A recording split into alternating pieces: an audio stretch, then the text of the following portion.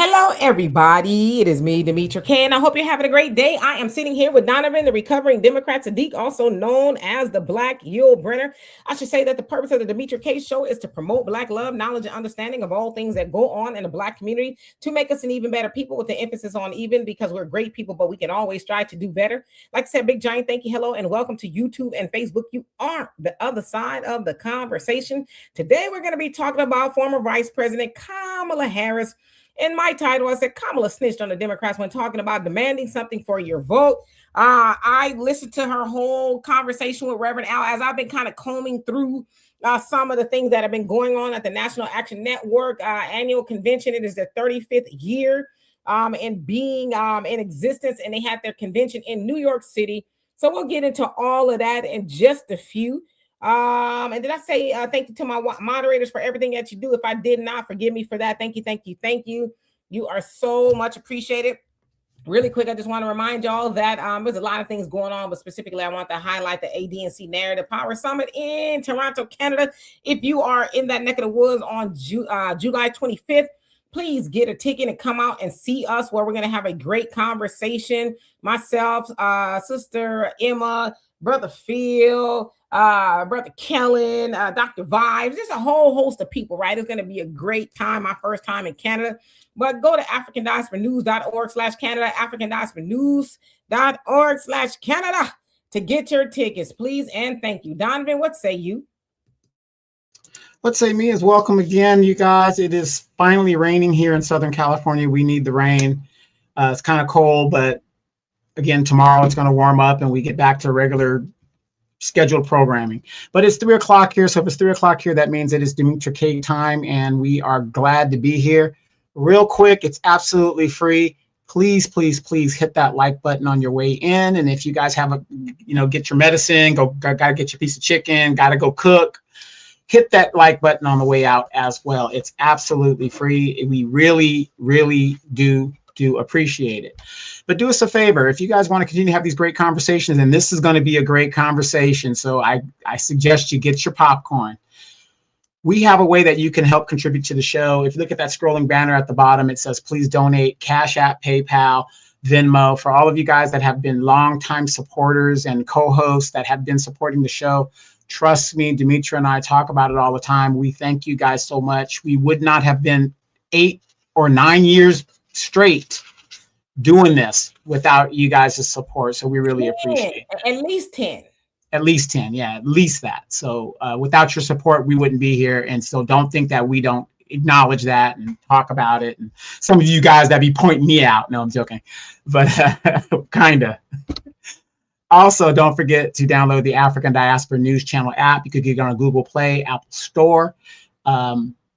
Great videos, emancipation channels there. The AI, Afro AI thing is over there. Original content. I mean, that AI thing with the ladies that be talking the stuff. Oh my God, that is so good. I usually watch that. But you see great videos from Demetra K, Brother Phil, Vicky Dillard, the whole gamut of people. And I want to say this before we go. Don't forget the African Diaspora News Channel app on Google Play, Apple Store. But as you guys are scrolling your YouTube, have you guys noticed the Democratic Party is picking up, and the Republican Party are picking up the new Black media talking points and our grievances? Because the bottom line is this: the Democrats cannot win the midterms without the Black vote. So the question is this: what are you going to get for that vote? If you're going to vote for Democrat, and we're not here to tell you how to vote, but the question is, if you give the Democrats the power back, what are you going to get? I say, if they don't give me what I want, let chaos reign. So this is going to be a great conversation. All righty then, and hello again, again to everybody. So happy that you're here. All right, so there's so much going on in the world.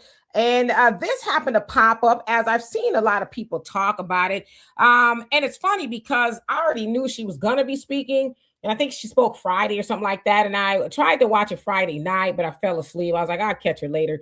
Then I saw, people posting, little snippets and stuff. And this particular one that I'm about to show you is one that's making all of the rounds regarding, and I'll let you guys see it.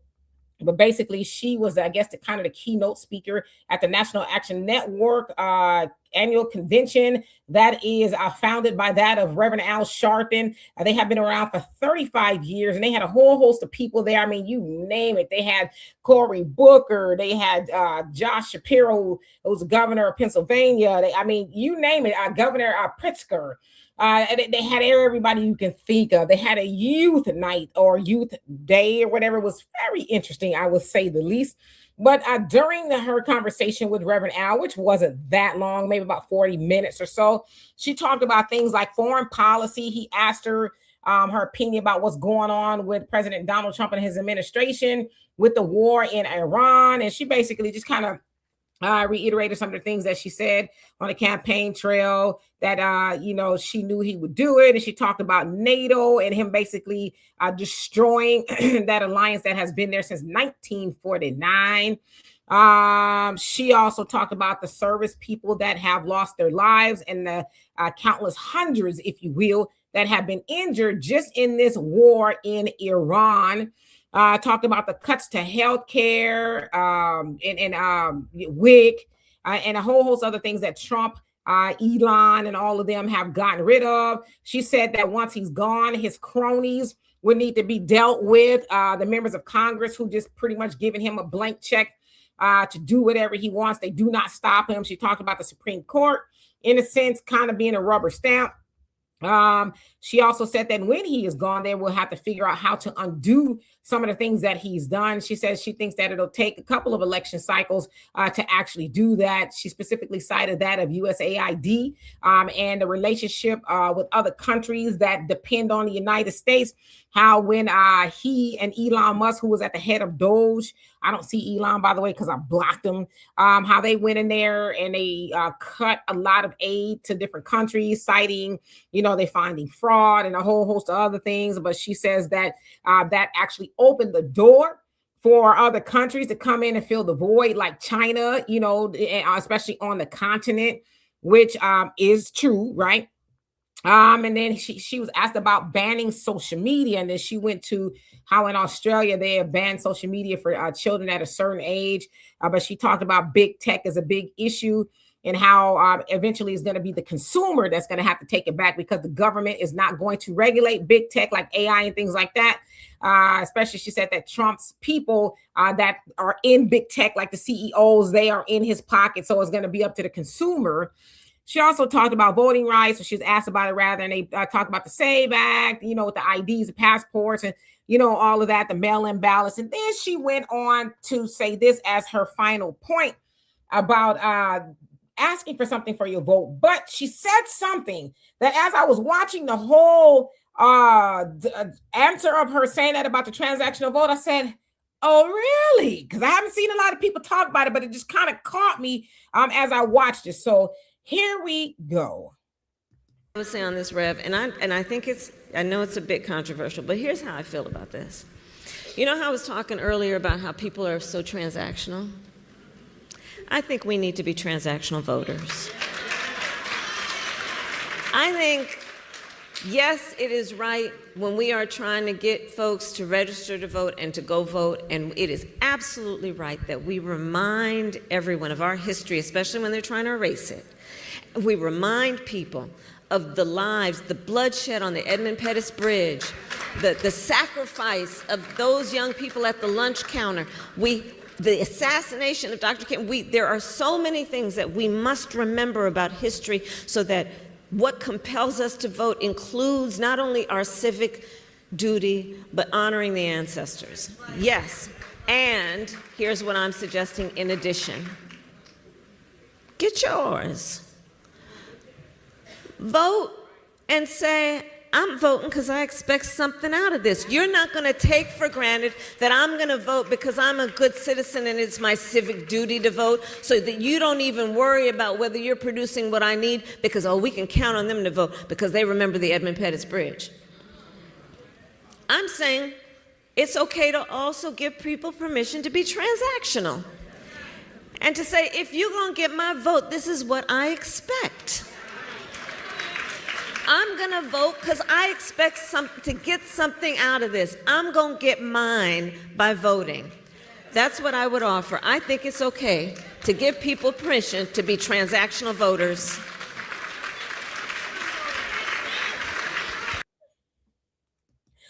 A couple of things there. Al Sharpton was like, really? But she said something right at the beginning. She says, I know this is going to be a bit controversial, okay? And when I heard her say that, I said, well, do tell Kamala, because it sounds like you're telling a little bit, right? Because we know just by not that we heard it, but we've heard like some of the shields and things say it, but we know that that has not been popular, right? Get something for your vote. Now, let's do a little bit of deductive reasoning here. Who is she talking to? Because she didn't necessarily say Black Americans, but she was there with a room full of Black people. Maybe not Black Americans, but Black people, as it is the National Action Network that's supposed to be for Black folks, right? So we know that. Okay, she was there with Black people. And again, she said it's controversial. It's like, why, Kamala? Are you, is it a slip of the Freudian tongue that you're saying that is controversial? Because have you been told that we cannot talk about give them something for the vote? Because what is the nature of the Black voter? We show up no matter what, right? We vote blue no matter who. There might be a fish fry. There might be some no voting, no vucking. There might be some strolling to the polling, but you ain't really going to get much more than that, right? And they don't expect to get anything more than that, right? They're just, because the Democrats are the party of Black people. Now, let's not kid ourselves, okay? Reparations is not a new ask. Okay, it has been an ask since our people left the plantations, but we have been asking, especially more so, it's a renewed ask, I don't know, last 8-10 years, give or take, right? So they have been hearing us say, hey, no reparations, no vote. Now, the last couple of, election cycles has fallen on deaf ears. We could go somewhere like Barack Obama, who was the first Black president. A lot of us voted because we thought, oh, surely here's an opportunity to get it. And he was like, psych, you ain't getting reparations for me. I'm afraid of what white people would think. But guess what? You got a little shoulder shimmy as I was singing Al Green. That's all you really want, right? So we know without really hearing, except for right now, that you can't gin up the mob with these Black folks and tell them that you can expect something for your vote.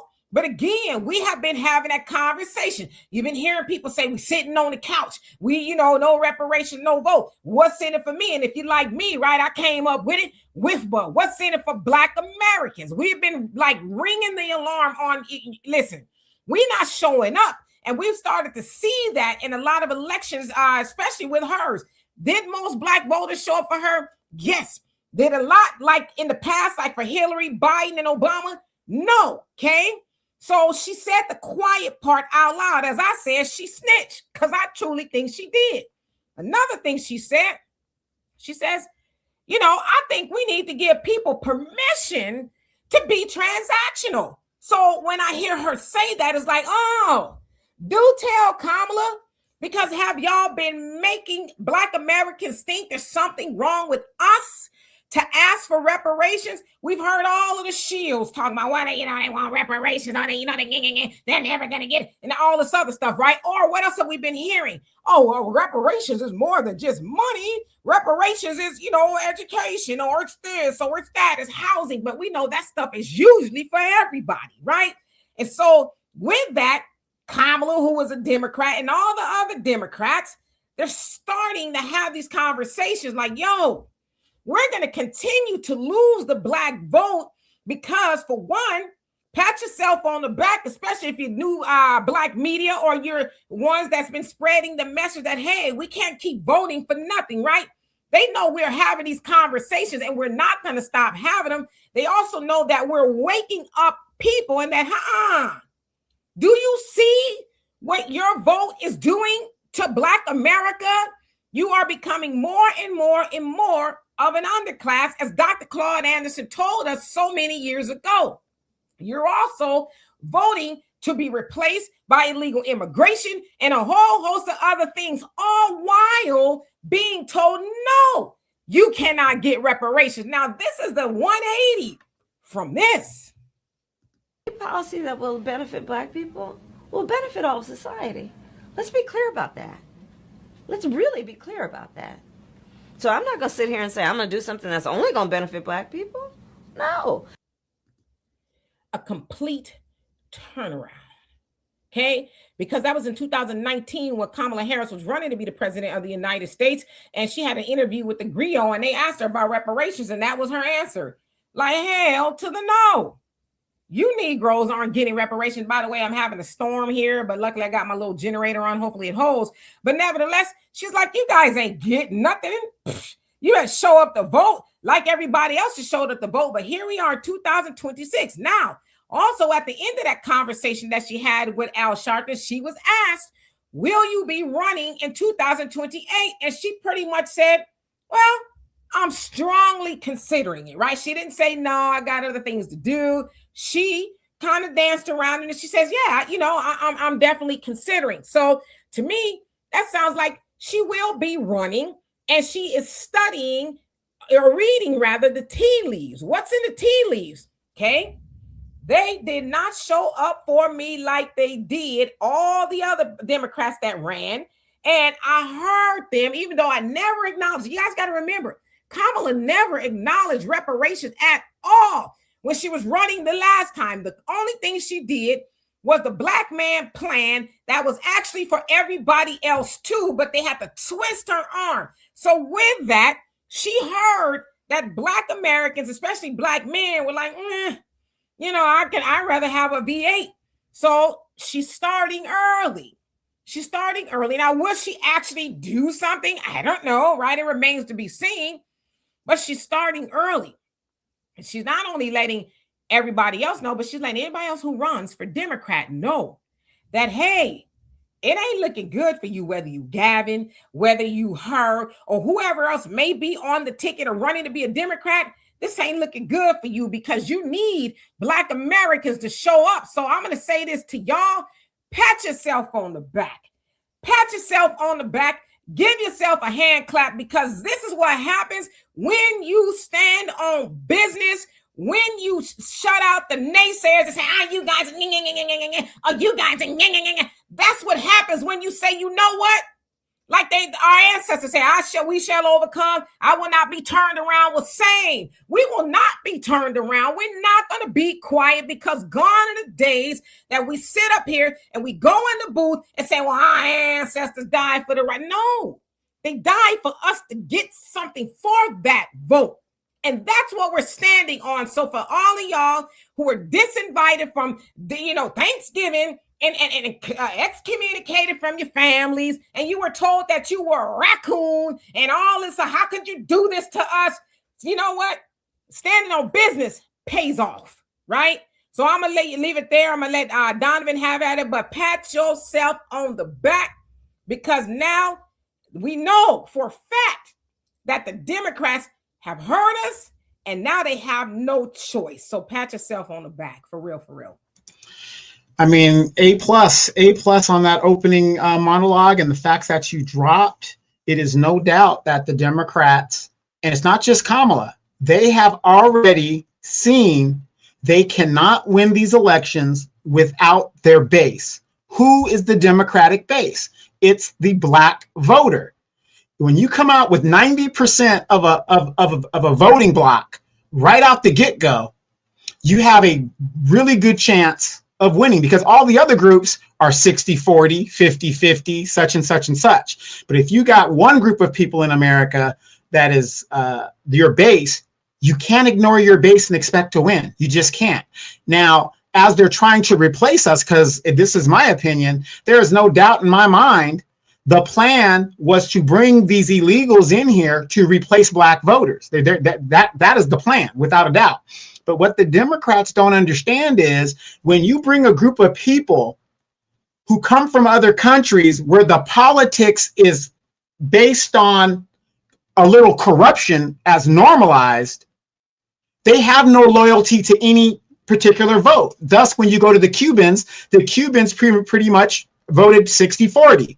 Most Latinos overall, Latinos, Puerto Rican, Mexican, whatever you want to call them, and their diaspora, they are about a 60-40 split. The white person is about a 50-50 split.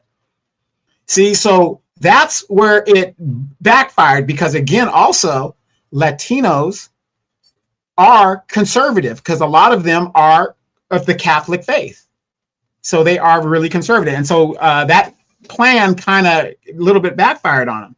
But I want you guys to pay attention to this. Did you guys notice, of all of the people you are going to send to represent this action network, you're going to send Kamala Harris and Cory Booker. Cory Booker is one of the biggest recipients of AIPAC money. Kamala Harris receives AIPAC money as well, but not as much. But sending Kamala Harris to talk to Democratic voters is like asking somebody who never wins the Super Bowl how to win the Super Bowl. It's like going to the Buffalo Bills, who were in the Super Bowl 4 consecutive times, and saying, hey, you guys were there 4 consecutive times. How do you win the Super Bowl? They never won it, but you're going to them. So in my mind, there's no doubt that Kamala Harris is going to run.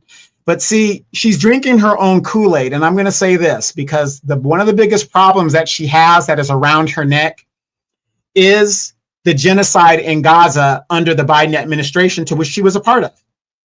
A lot of Democratic strategists do not want her to run because it opens up that can of worms to where you've got a lot of young people that ain't with the genocide that was going on. And that did cost her some votes in the election. And you also got to remember, billions of taxpayer dollars went to Ukraine to defend against Russia. So a lot of that money was going on without that. And just, while people are suffering and going through recovery from the pandemic. So Gavin Newsom running for president, he has a big problem in the shenanigans he pulled here in California reparations. And I saw on the African Diaspora News Channel app, Brother Phil talking about that. Nobody is going to forget the shenanigans Gavin Newsom produced with the California reparations issue here in California with the Black Assembly. Nobody's going to forget that. Okay. And of course, you guys have heard of the big scandal here in California where billions of dollars have been stolen under Gavin Newsom's watch. And he was notified just like Tim Walz. And I want you guys to think about that. I'm funny that I bring up Tim Walz. Wasn't Tim Walz the very person that ran and Kamala picked as the VP? And he's up in scandal right now. So we got to be very careful of who, and I'm not here to tell you who you should vote for or whatever, but what I'm telling you is this, knowing what I know. And I've been, I think, 4-0 so far since 2020. I've been 4-0, undefeated. Kamala is problematic. She dropped out of the primary and she's going to be embarrassed. And this is what I believe. She's going to be embarrassed. She dropped out of the primary in 2019. She did not have a primary. She was appointed, which again goes against democracy. I don't know. People keep saying, democracy's at stake when the Democrats don't practice democracy. She was appointed to the position and ran and lost not 20 billion, almost $1.5 billion. Now notice she was being interviewed by a person she gave $500 million to give her a softball interview. Now, people can change. I get all that. But the question is, they're going to say the right things they need to say. I have said politicians, Republican or Democrat, are professional liars. They're going to say what they got to say to get into the office. What did Joe Biden say in 2020? Please repeat that. He said, if you give me the Senate in Georgia and give me that election in Georgia, which will give me the Senate and the House, I will get a George Floyd bill on the floor and a federal crime task force thing, Justice Act, or whatever the deal is. We did that. And no sooner did he win the election, did he sit down with so-called black leaders and said, we can't do it. Everything I promised, it's not the time.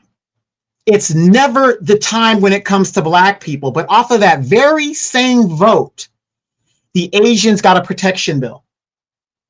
The Ukrainians got a bunch of money. Afghans and Ukrainians, got funded. And of course, Ukrainians are keeping a low profile. All of this stuff happened for everybody else. And nothing happened for black people. So I'm going to say this. Show us up front what you're going to do. They have the power to do what they want to do right now. No, they don't have the executive pen. We all know that. But we're talking at the grassroots level. If the Democrats are real about what they're saying, if they are real about what they're saying at the state levels, Democratic houses, a good example, also at this convention, Governor Westmore, the black Scatman Crothers, he is at this convention and he is highly unpopular in regards to what he's saying being, the BS that he's doing down there in Maryland that he's doing. If they actually believe what they're doing, and I bring up Westmore for the simple fact that his veto of a reparations bill in he's Baltimore, right? Yeah, Baltimore. No, Maryland. He's Maryland. The veto bill he did in Maryland was overridden by his assembly. So be very cautious to what these national Democrats are trying to tell you. Show and prove. If they really mean what they say, show us what you mean. You're funding the migrants right now. Again, I tell you guys, watch Chicago, watch New York, watch Maryland, start watching Houston, watch Dallas, where there's a big enclave of black people. Watch what is going on in those enclaves to what the Democrats are doing, because that's a Democratic state. If they're not doing what they need to do, I think we might want to hold our vote and let the other party or whatever, let the chaos reign. That's what I say. Yeah, there's a lot of very interesting things. And hello to everybody that's come on. A lot of interesting things that are transpiring there in California. They say that it might be 2 Republicans at the top of the ticket running for governor. Just the way the system is set up, it doesn't have to be a Democrat or a Republican. It might be 2 Republicans. And I tell you, one of them is very MAGA, Chad Bianco, who is the sheriff there. He's big time MAGA. But you know what? The more you look at the dynamics of California, I think California is going to have to swing red. I mean, California is completely just gone.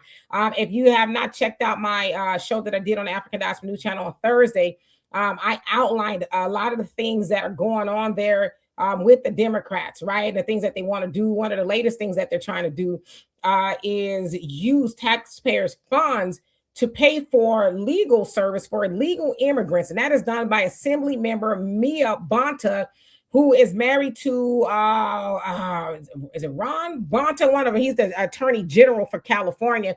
But nevertheless, she sits on the California Legislative Black Caucus. She was also there when they sabotaged reparations for Black Californians during that whole little study they had since 2020, along with Assemblyman Isaac Bryan, Lori Wilson, and a whole lot of them. She was there, but she is fighting tooth and nail to dig into the coffers of taxpayers' money, by the way, to pay for lawyers for illegal immigrants. That's just some of the stuff that they're trying to do, right? And so when you hear Kamala say things like, well, it's got to be transactional, we also have to ask, transactional for who, sis? Right? Because everybody else who hadn't even really been asking have been getting things. Now, the ones that have been asking the most, hell, civil rights wasn't made for nobody else but Black Americans when it came about, right? But we know that everybody and their mama has used civil rights and they have benefited from us. Now, some will say, well, Black Americans have, but it's like, have we benefited specifically? Again, this was for us. Thinking about something like the Birthrights Act, right? The 14th Amendment, that's right now at the Supreme Court, that is being argued over, or decided rather, by the Supreme Court. It was argued not too long ago, but they're going to make a decision in June. That was originally for us. As Trump said, the babies of slaves, and everybody and their mama has come over here and benefited from that. Right now, I won't use the term, although I know that it's a legal term, and I use it once just for educational purposes, as anchor babies, right? But we saw, and if you haven't seen it, Akon, the rapper, or whatever he is, right? He admitted that his father, I want to say, had 40 children or something like that, and all of them were born here.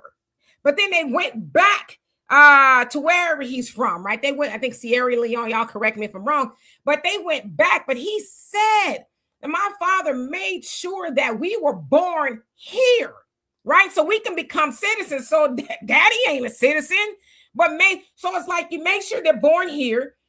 And you think about somebody like Akon, who has made a copious amount of money on Black American culture, and he takes it back to the continent. Nothing wrong with that, but just thinking about how he's able to do it. So again, that's not the Republicans, and I'm not a Republican, right? I'm nonpartisan, but the Republicans ain't arguing for everybody to use the birthright citizenship to come over here. Now, listen, Trump is cuckoo for Cocoa Puffs, right? I'd be remiss if I didn't admit he got something going on, but he be right sometimes. As they say, a broken clock is right at least twice. Well, like he said, how much sense does it make that people can come over here, have children, get all the resources, right? And you think about the first Black president, but Obama, he signed in DACA. That is for the children of illegal immigrants, people who came over here illegally, had babies, and giving them the right to stay to get Social Security numbers and a whole host of other things. They could go to school, and they used to, I don't know if the campus changed, but, get these student loans and grants and all. They get a special loan. They're in a special category, and their children become citizens while they're here. No, not really. They're not citizens. They have to go and renew every 2 years, so they don't have full citizenship yet. No. What I'm saying is the DACA kids that are classified as DACA, when they have children because of the 14th Amendment, birthright citizenship, their children become citizens. Right. So I don't know about all of that, but I'm saying the children, the DACA recipients, rather, they have to renew every 2 years or whatever it is. It has actually expired in February. And so that is the argument as well. Trump and them was like, nah, we're going to let that expire, because if you think about the crux of it, your parents came over here and broke the law. They broke the law, and you have been rewarded with staying here and a whole host of other things. So again, going back to Kamala, I think they've always heard, and not just because we've been talking about it, but for years, right? Even with Dr. Claude Anderson and all of them. I remember my mom and them was talking about reparations and signing these petitions. I remember all the way back then. So they've always heard these things. But see, now we become a force to be reckoned with. Okay. Now, of course, we know we have the shields like your Rollins and all these other cats. Oh, don't listen to them. Well, guess what, homie? They listening to us, right? And your Rollins and your Rickies and your DLs and all these other people, they're the ones that's fighting to keep people on the plantation. And I say this, if we get one person off the plantation, we have done our job, right? Because they're trying very hard to keep Black folks brainwashed. We are the only group of people that should not and cannot expect anything for our vote. We just got to show up because our ancestors. We just got to show up just because they the Democrats and the Republicans. Yes, are the Republicans douchebags? Absolutely 100%. But we don't vote for the Republicans like we do the Democrats. We vote, if you think about Trump, to the tune of 18, maybe 20% of Black people voted for Trump. And he got the most Black vote in modern day history for president. Okay. So that was rare. But I'm saying we vote more so for the Democrats, who do more so for everybody else but Black folks. And we are the only group of people that are guilted into not wanting to do that. Case in point, look how they doing Chile. She's a singer. She's not a politician. Nick Cannon, he's an entertainer. He's not a politician. But you run around talking about canceling these people, but you let the Democrats make it. See, that's why as a Black woman, I've been there for almost 55 years tomorrow, okay? I could say this. That's why it's hard sometimes for me to take the sisterhood seriously, because the sisterhood, you'll cancel everybody but the party that keeps kicking you in your tailbone, even though they tell you the backbone, but you ain't got nothing at all to show for voting for the Democrats, for strolling to the polls, and all this other stuff, but you won't cancel people because they voted the way they wanted to vote. Y'all run around talking about democracy is in danger, but you the one that's endangering it. You should be quiet. How's democracy in danger when you appointed didn't give the people even a chance to vote on a presidential candidate? How is democracy in danger when you didn't even do that? That's the basic thing you can do as a tenant, to give the people the choice. You didn't give the people the choice at all. And because you didn't give the people the choice, look how badly that candidate was. And if you guys really think about this, and this is a short rebuttal, if you look at the mediocre Black leadership that is elected or appointed and pastoral in these churches, it tells you all you need to know. Demetria, last night, I was just watching a whole segment on YouTube about Fulton County. Fannie Willis just appointed a judge that was going to be removed as a judge off of the bench before she resigned as a prosecutor. They keep hiring their friends and people that are not qualified. This is what's going on in Fulton County. The one mayor, Kobe, that one guy, the mediocrity of Black leadership. I'm not saying these people have to be super stellar, but where's the integrity? Where are the Black leaders that are actually standing for the people? And before we came on the show, Demetria and I were talking about a young man that asked a question at the National Action Network conference. And he stood on business. So I don't know if Demetria wants to go a little bit more into it, but we need more people, young people like that guy, and just people in general that are going to say it the way it is. Simple, plain, and make it plain. It's just how it has to be at this point.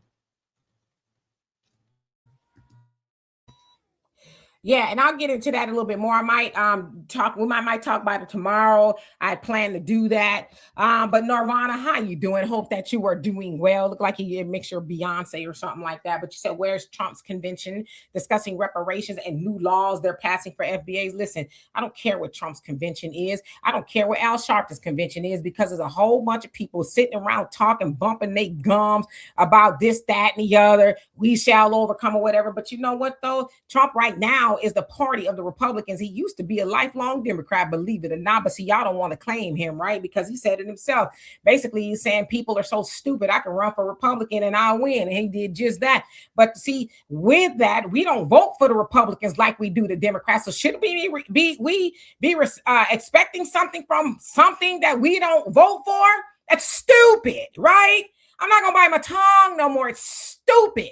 It's dumb, it's asinine, it's crass to expect something from a party that we do not vote for the most, right? Like, Nirvana, I don't know who you are behind this Beyonce thing or whatever, but I'm hoping that you're not as silly as you portray to be, because thinking like logically, now, and this may be coming from an emotional standpoint from you, but logically speaking says, I'm going to put the feet to the fire of the thing that I do for the most.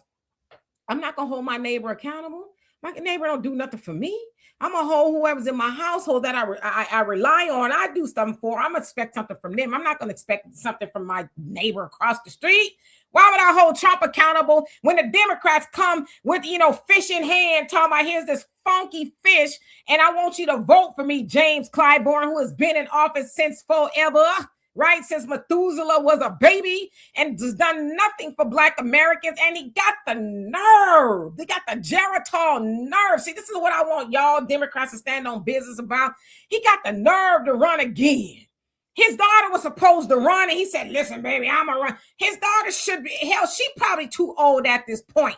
But y'all mad at people who are saying, I no longer want to vote for nothing. And you want to do what? Guilt us back onto the plantation? No. Like in Kamala, remember when Kamala said, I'm not going to do nothing specifically for black people? No. Well, that's what I'm saying with my whole chest, okay? Trump does not do for black folks, neither does the Republicans, the Democrats, but he don't necessarily say that he is. His party, it's the Democrats that if all of black Americans decided we were not going to vote anymore, the Democrats' ass would be grass.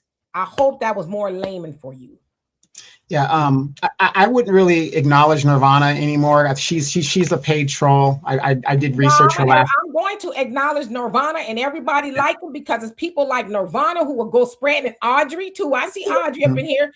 They'll go and spread this foolishness and to everybody else who does not have the wherewithal to think for themselves because they think they're saying something. So no, they're gonna get acknowledged every time unless they're real foolish, because this is the stuff that I know a lot of people don't like to acknowledge the trolls. I like to acknowledge them because there's a lot of other people who think like them, and until they get new information, they're going to keep on thumbing in the comment section. Yeah. And I just want to add to that. Why would we even talk about Republicans? Republicans do not ask us for our vote. Their whole strategy is not based on the black vote. They can win elections without the black vote. That's the difference. So common sense tells you, Nirvana and everybody else, why would you even bother to acknowledge a party or a person that doesn't come to you for anything? But the Democrats come to me every 2 or 4 years asking me for my vote. That's who I'm going to acknowledge. And to me, I'm like, I don't know, everybody don't think the same. I just kind of be like common sense. And I like to go with common sense because, as my mom used to say, common sense ain't so common, right? It's logical. But again, a lot of our people are in these churches, on the Democratic plantation out of emotion. They play some good old music and they holler and scream, don't really say much of nothing, and they feel like there's an allegiance there, right? I see a whole bunch of people crashing out about Trump and all this other stuff, and I'm like, you was a big grown man. A lot of these dudes, big grown men, you crying, you scared. And I'm like, boy, I tell you, I'd be like the Mojave Desert if I was your woman, but I've said too much. Hey, Bill, how you doing? Says delineations and separation is the only way for us to get anything. We can't count on no one but ourselves. Happy birthday. They need us more than we need them. Well, thank you so much. Yeah, we just have to let them know. I'm not signing up for no more of that. No, thank you. I can make my own fish. I don't need that. It's probably, like I said, not even a good fish, the tilapia or whatever it is. But we got to just let them know, I'm not going to be guilty. See, like I said, pat yourself on the back. For those of y'all who withstood all of the foolishness from people trying to, you black, anybody black, we need to, how could a black person, Yeah, and if you stood 10 toes down against that, I'm telling you, it pays off. It pays off to stand in truth. The truth of the matter is you should not be voting for something that is not for you. And you keep on speaking and you keep on talking, because whether Kamala will actually do anything or not, if she gets in the office, which is probably a long shot, I don't know. It really remains to be seen. But I think she's also, and that I'm pretty sure they're having these conversations behind closed doors. Hey, you know what? Them Black Americans, they're not going back in the box, right? They're not. They're not. They're out. They're speaking out loud, and we could cancel 1 or 2 or 3, but there's more now, right? So we're going to have to concede what they want. It's going to happen. It's not if, it's when. But the other thing too is, y'all, we got to practice group economics. We got to start doing for self. See, we got a lot of things we have to continue to do. We can't just keep saying, hey, you got to give us reparations, not going to vote, but we got to do the other work on the other end. And then they'll say, hey, those Black Americans, which we've been trying to keep down for so long because they are a threat, their unity is a threat, to America. As the Honorable Elijah Muhammad said, Black unity is like an atomic bomb. It's more powerful rather than an atomic bomb. They know all of that. But the minute we start saying, okay, well, we're going to organize anyway, It'll come faster, but this is definitely a great sign that they have been listening and they cannot ignore it anymore. But she said the quiet part out loud. I know this is controversial, Rev, but I'm going to say it anyway. Yes. Let's see. Oh, go ahead. Go ahead. You know what I'm saying? John says, speaking of reparations, President Obama has super majority for his first 2 years in both houses of Congress. How come reparations wasn't handled then? Well, because they tied his hands. What do you expect for him to do? But see, they know most people won't say, hey, no, but yeah, the first 2 years he had them. He could have done anything he wanted, right? But they'll go to, Mitch McConnell and them, they tied his hands and he wouldn't let him do, it's like, stop it. Because he did a lot of other stuff for everybody else but Black Americans. Yeah, there's actual video of him saying, that isn't how government works. You can't do specific things for a specific group. And Kamala kind of alleges that too. But he's telling Black people what he can't do for Black people, but he did for the Native Indians. He did it for the Holocaust victims. He did it for DACA. He did all the Asians. He did it for everybody else. And see, we keep falling for that because here's the thing. You guys know I'm really big in the veterans, VA stuff and getting, veterans their health care and their disability and all that other stuff. I'm really big into that. And what I've noticed is when the VA says no to a Black veteran, the Black veteran goes away. Yeah, man. Oh, the master say no. Okay, I'm gonna go away. And the white guy keeps fighting, he keeps appealing, and he gets his.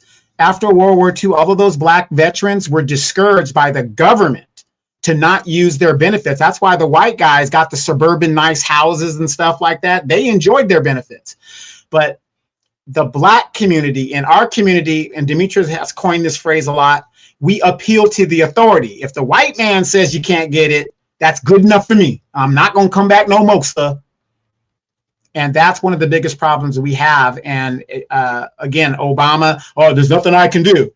Once the authority says what he can't do, but yet we see with our own eyes what he's doing for other groups, why are we still giving these people our vote? Politics is about money and power. That's it. If the Democrats lose this next cycle, how much stronger do you think your vote is going to be worth in the next cycle of 2032? Think about that. No, I wasn't talking about the Rock Man, but it might as well be. It might be, Kurt. I don't know if he's come, back to us or whatever. Hey, Jesse, how you doing? And Beverly, thank you for the super sticker. And I also want to say thank you to Cynthia for the donation. Love and appreciate you. And Angela Destiny, my condolences, as from all of us, about your daughter. I know that cannot be easy to lose a daughter, but as you said, she has gone back to God. So I pray for your comfort and the comfort of your family, and all of that. I could not imagine, but just know that our thoughts and prayers are with you. Absolutely. Nirvana, you says, if FBA's really founded and ran the U.S., why do they let everyone else run it? Haven't seen an FBA president, have you? But that's gonna change, home girl, boy, bot, whatever you are. All that's gonna change, right? And they know that's gonna change. Like I said, I don't have a dog in the fight at this point. As we've been told for so many years ago, we should be voting for God, right? Vote for God. But if a man or a woman wants our vote, they're going to have to come with it, right? To me, it doesn't matter if a Republican is in power. It doesn't matter if a Democrat's in power. It really don't matter to me at all, because what's for me is for me. But if the Democrats want to continue benefiting from the Black vote as they have been for so many years, then they better come with it, because we are not playing boo-boo the fool anymore. But the good thing, I'm glad that you mentioned it, is when Black Americans get our mind right, our money right, our vote right, our community right, we're going to be running this joint, which is why there's such an effort to keep us from doing it, including from the Democratic Party, which is why they keep people like your Al Sharptons and your Roland Martins and all them people as the forefront of the Black community. They call themselves Black leaders. I'm like, ain't nobody called you no Black leader. Maybe in the past, but you're not no Black leader, because you haven't led us anywhere. Where have you led us to that we can say that we are glad that we're there? That is nowhere, right? So as soon as we continue to ignore those people and Black Americans really start to do for self and all that, is over. But I tell you what, if we were to go into a part of the country, put up a big giant wall, the rest of the world would not know what to do because they need Black Americans to tell them to do it. The problem is we don't do it for ourselves like we used to. Oh, but that day is coming. You just keep on waiting. I promise you.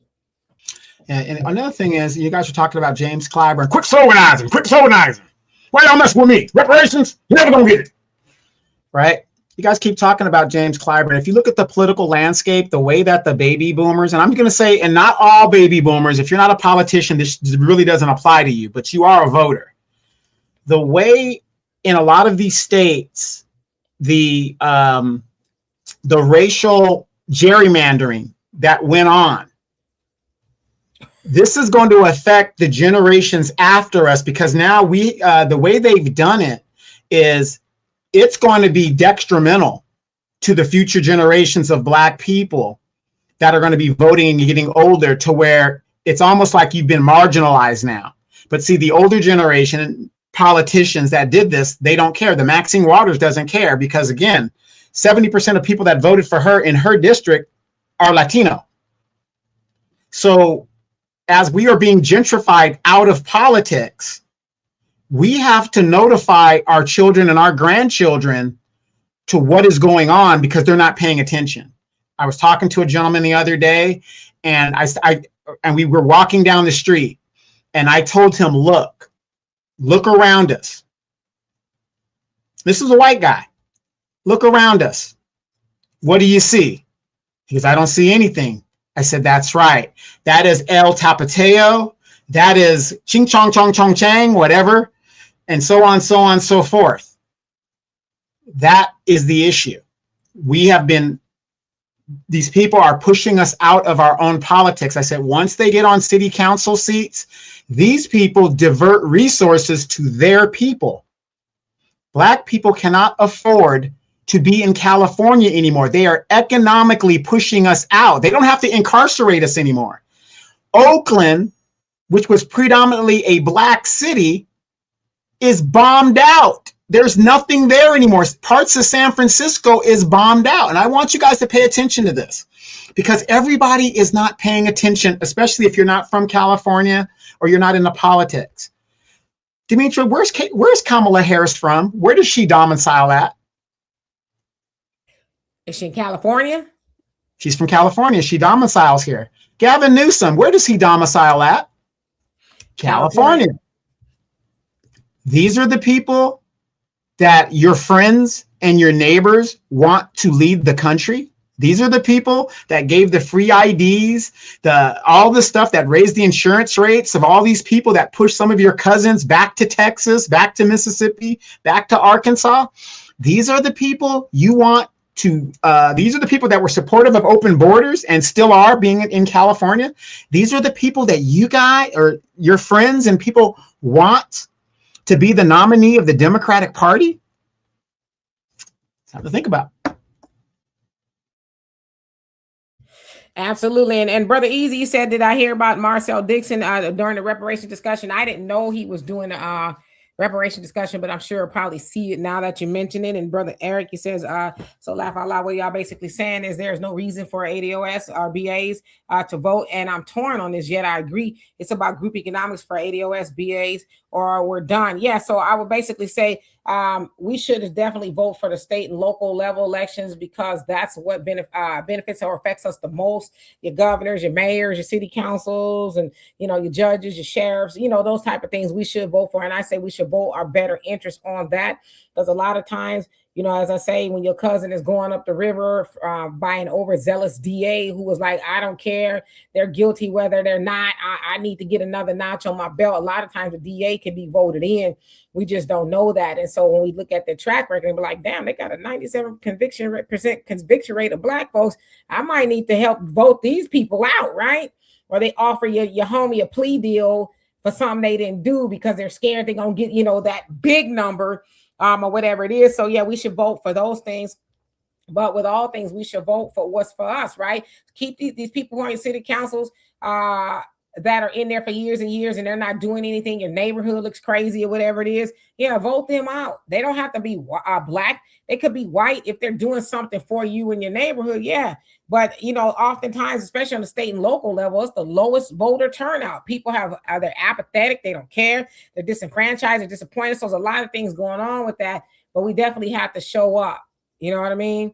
Because as you can see, especially in California with Gavin Newsom, if he gets to the presidency, the rest of the United States is going to be like that. I'm going to say this.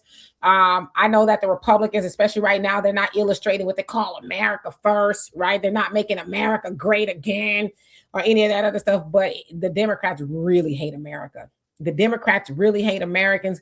Look at the way they legislate for illegal immigrants, this, illegal immigrants, that. They didn't even stand for Americans at the speech. I hear people talk about that. I don't care if they stand or not. I see what they're trying to do in office, right? You're trying to get Californians to pay legal representation for illegal immigrants. You shouldn't even be here in the first place. But you want a Californian to dig in their pocket to pay for that. Like I said the other day on the African Diaspora News Channel, your cousin get in trouble. I know he'll get a public defender.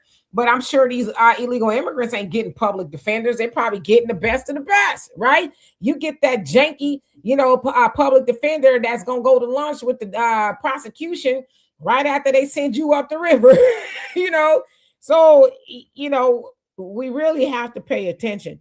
Danny, how you doing? Says James Clyburn is the 2026 version of Stephen 2.0 from Django Unchained. With him being from South Carolina, he's got to be aware and cognitive of foolishness he's participating in. Well, last week I heard Al Sharpton on his show say, oh, they're not too old. They still got something left in them. You can't discount the older people. I know the younger people, but they got something to learn. It's like Maxine Waters and James Clyburn, because it was a caller that's like, hey, don't you think it's time for them to leave? And he was like, no, I think they still got something to do. And it's like, well, what have they been doing?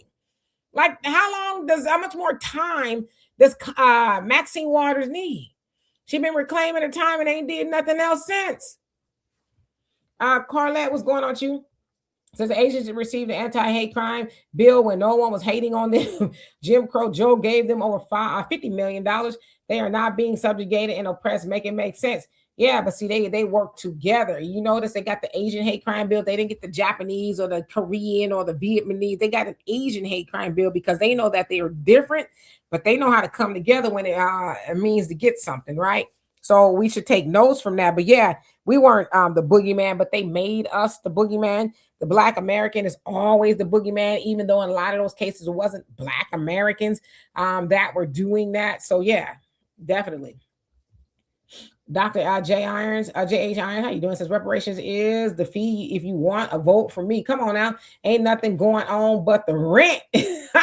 John says if we want Black folks to take over, you need voices on both sides of the aisle because you need to get legislation passed. I totally agree. Like I said, I think we should, and we've always been told we should be independent. Nobody should assume your vote. But right now they assume that most Black voters are Democrat. And why do they assume that? They shouldn't be able to assume that, which means they're like, we ain't got to do nothing for them. Right? We got to do something for everybody else. The Latinos and, the Asians and the Africans, everybody. Yeah. Mm-hmm. Yeah.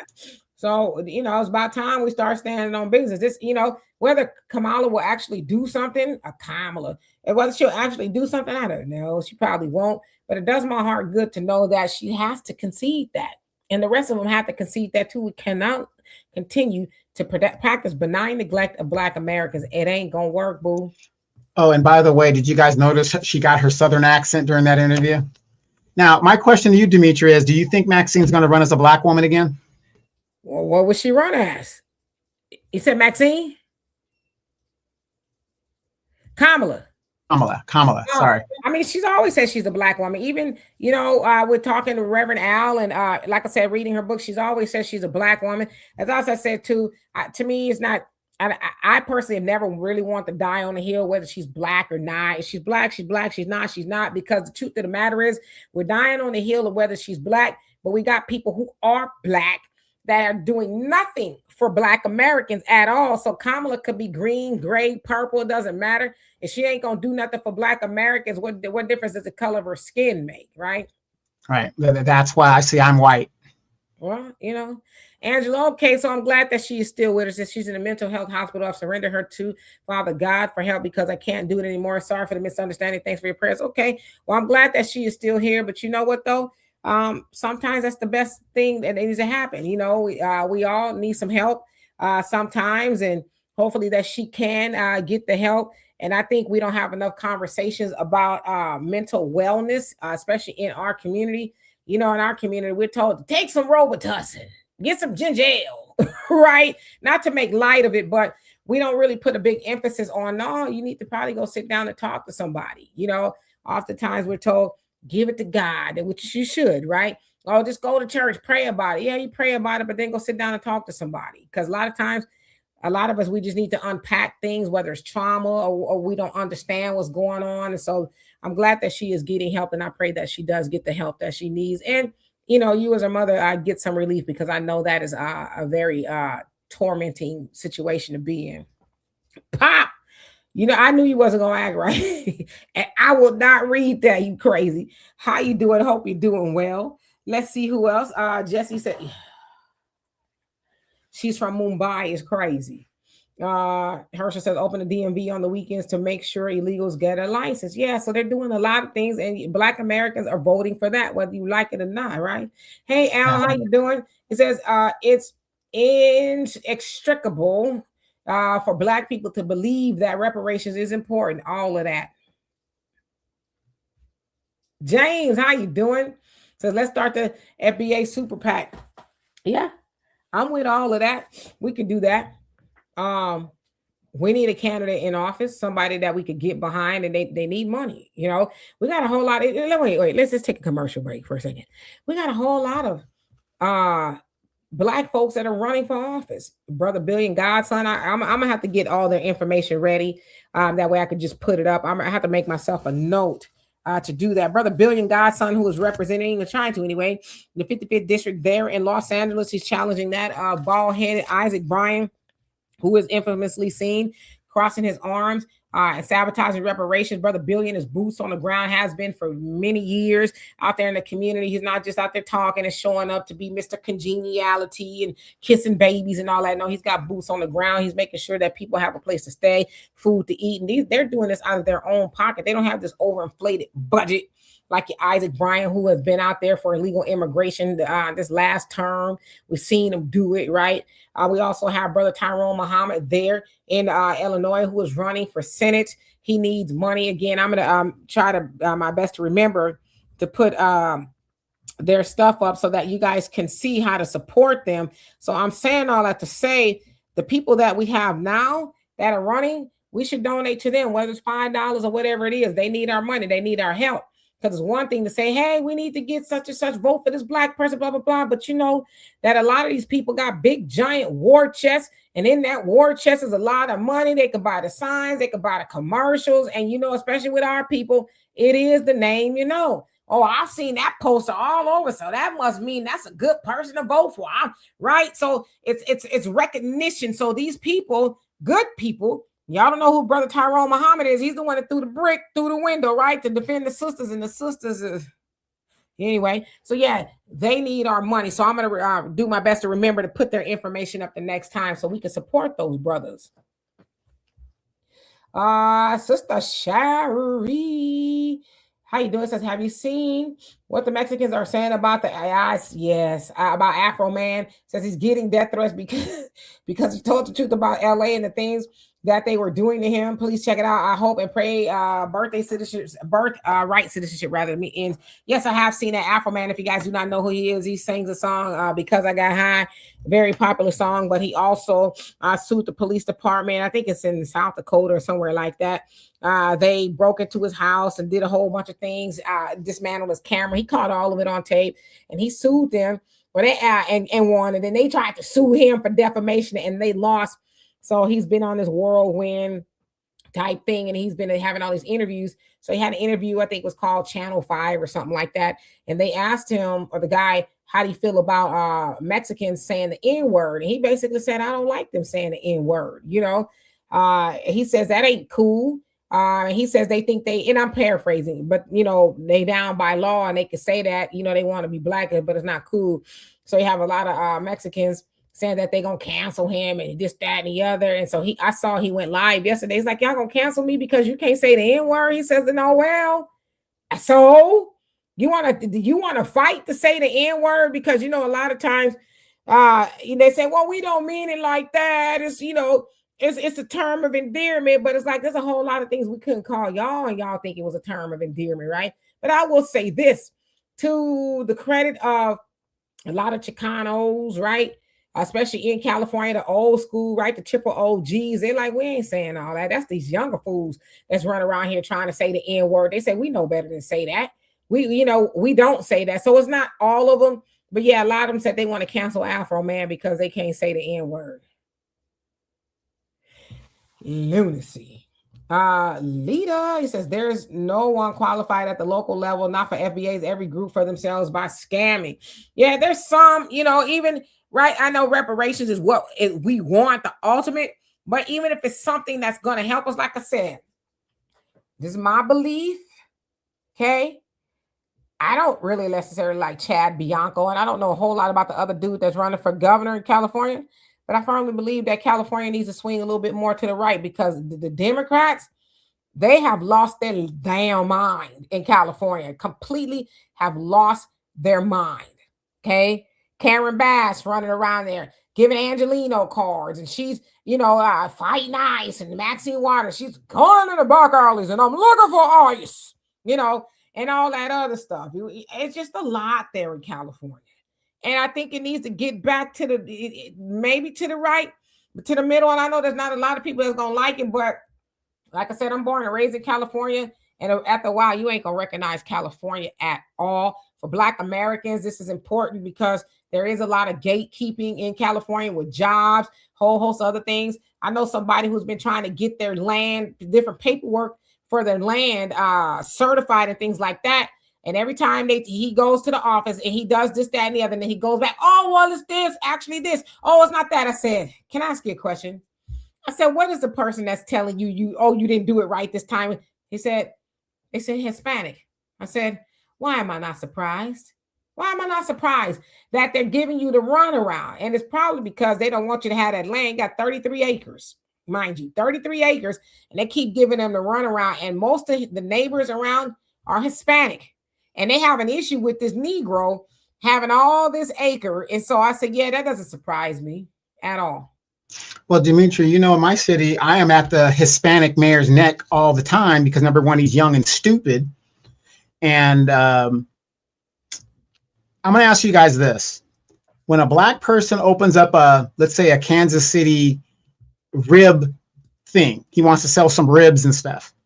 Okay, in California, because in California, there's no freedom here. You can't walk around with a gun. You can't even have fluorescent lights. They've been outlawed. Everything's been outlawed in California that shouldn't really matter if that's what you want to do, whatever. But California, there's no freedom here, right? When somebody is selling hot food, you're supposed to have a permit to do so and, all these little things. In my city, because of the Hispanic leadership, you have people, Latinos, running around in their little tamale carts, selling hot food that you could possibly get sick in. And they've allowed this stuff, but let you be a Black person, and let's just say you set up your barbecue on a corner, they will shut you down that quick, fine you, or whatever they got to do. Do you see the difference when you let certain groups dominate a city council or dominate the staff in the city council chambers, in the department heads? In my city, all landscaping contracts went to Hispanics. Most of contracts in my city went to Hispanics, and nothing against the Latinos, Hispanics. That ain't what I'm saying. It isn't about that. But I would almost damn sure guarantee those contracting firms that got those contracts are hiring their illegal brethren from across the border. I would almost guarantee that. Yeah, so that's just something to think about. Like I said, especially for Black Californians who want to crash out and vote for the Democrats, you're literally voting for your own demise. And like I said, I'm going to spend a lot of time talking about this. There's a million other things I can talk about, and I'll talk about some things, but I'm going to spend my time up until the midterms really talking about this because I don't get it. I mean, I guess if you're brainwashed to some degree or whatever it is, but damn. You gonna vote for your own undoing? It's crazy. It's lunacy. Like, how can you not, especially if you live in California, see what's going on around you? And then you're so damn brainwashed. Oh, whatever, Republicans, well, it's Trump. But you have nothing to say about the California Legislative Black Caucus. You have nothing to say about what Gavin Newsom is not doing for you, but doing for everybody else. You have nothing to say about your local city council, who is probably more Hispanic, and I'm not mad at them. They've just learned how to get their people in office and get what they need. That's what we're supposed to be doing. But like, at what point do you get mad enough to say, okay, I'm not going to continue to vote for that? Well, at what point do you I mean, damn, Taco Bell, McDonald's, you can't even get a job there. I got a 17-year-old nephew who's been trying like hell to get a job. And you cannot get a job as a young person in any of these establishments. He cannot. So at what point do you say, hey, this is California or any state, and the citizens should benefit more than anybody else, because you will not benefit in anybody else's country more, you shouldn't anyway, than the citizens. At what point do you stop being an emotional, whiny biatch? At what point do you stop doing that? Because look where emotions have gotten us. It's gotten us nowhere. But yet we see everybody getting something. They're as Dr. Clyde Anderson said, we're becoming a permanent underclass. And when he was first talking about it, he says there were two, whites and blacks. We were number 2. Now we're number 3. It's whites, Hispanics, and blacks. It was not that way before, but especially the way we vote, we've helped ourselves go lower and lower and lower till it's going to come to a point to where we're going to say, hey, what else can we do? Right? So we have to, yes, Brother Jesse, Brother Billion Godson. And let me get this comment. Brother Thunder says, and how you doing, by the way, says, if she will not do the work, look at Rachel Dolezal. She was passed as black, but let's be honest, she must have been doing something right. If they came for her, if she wasn't, she'll still be there. Rachel Dolezal, Donovan and I talked about her extensively as we did the research and stuff.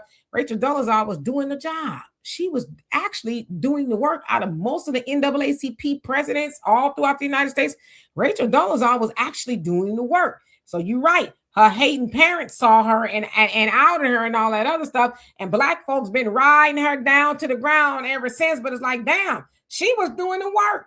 These other ones, not so much. Right. You want to hear something crazy, you guys? You guys want to hear something crazy?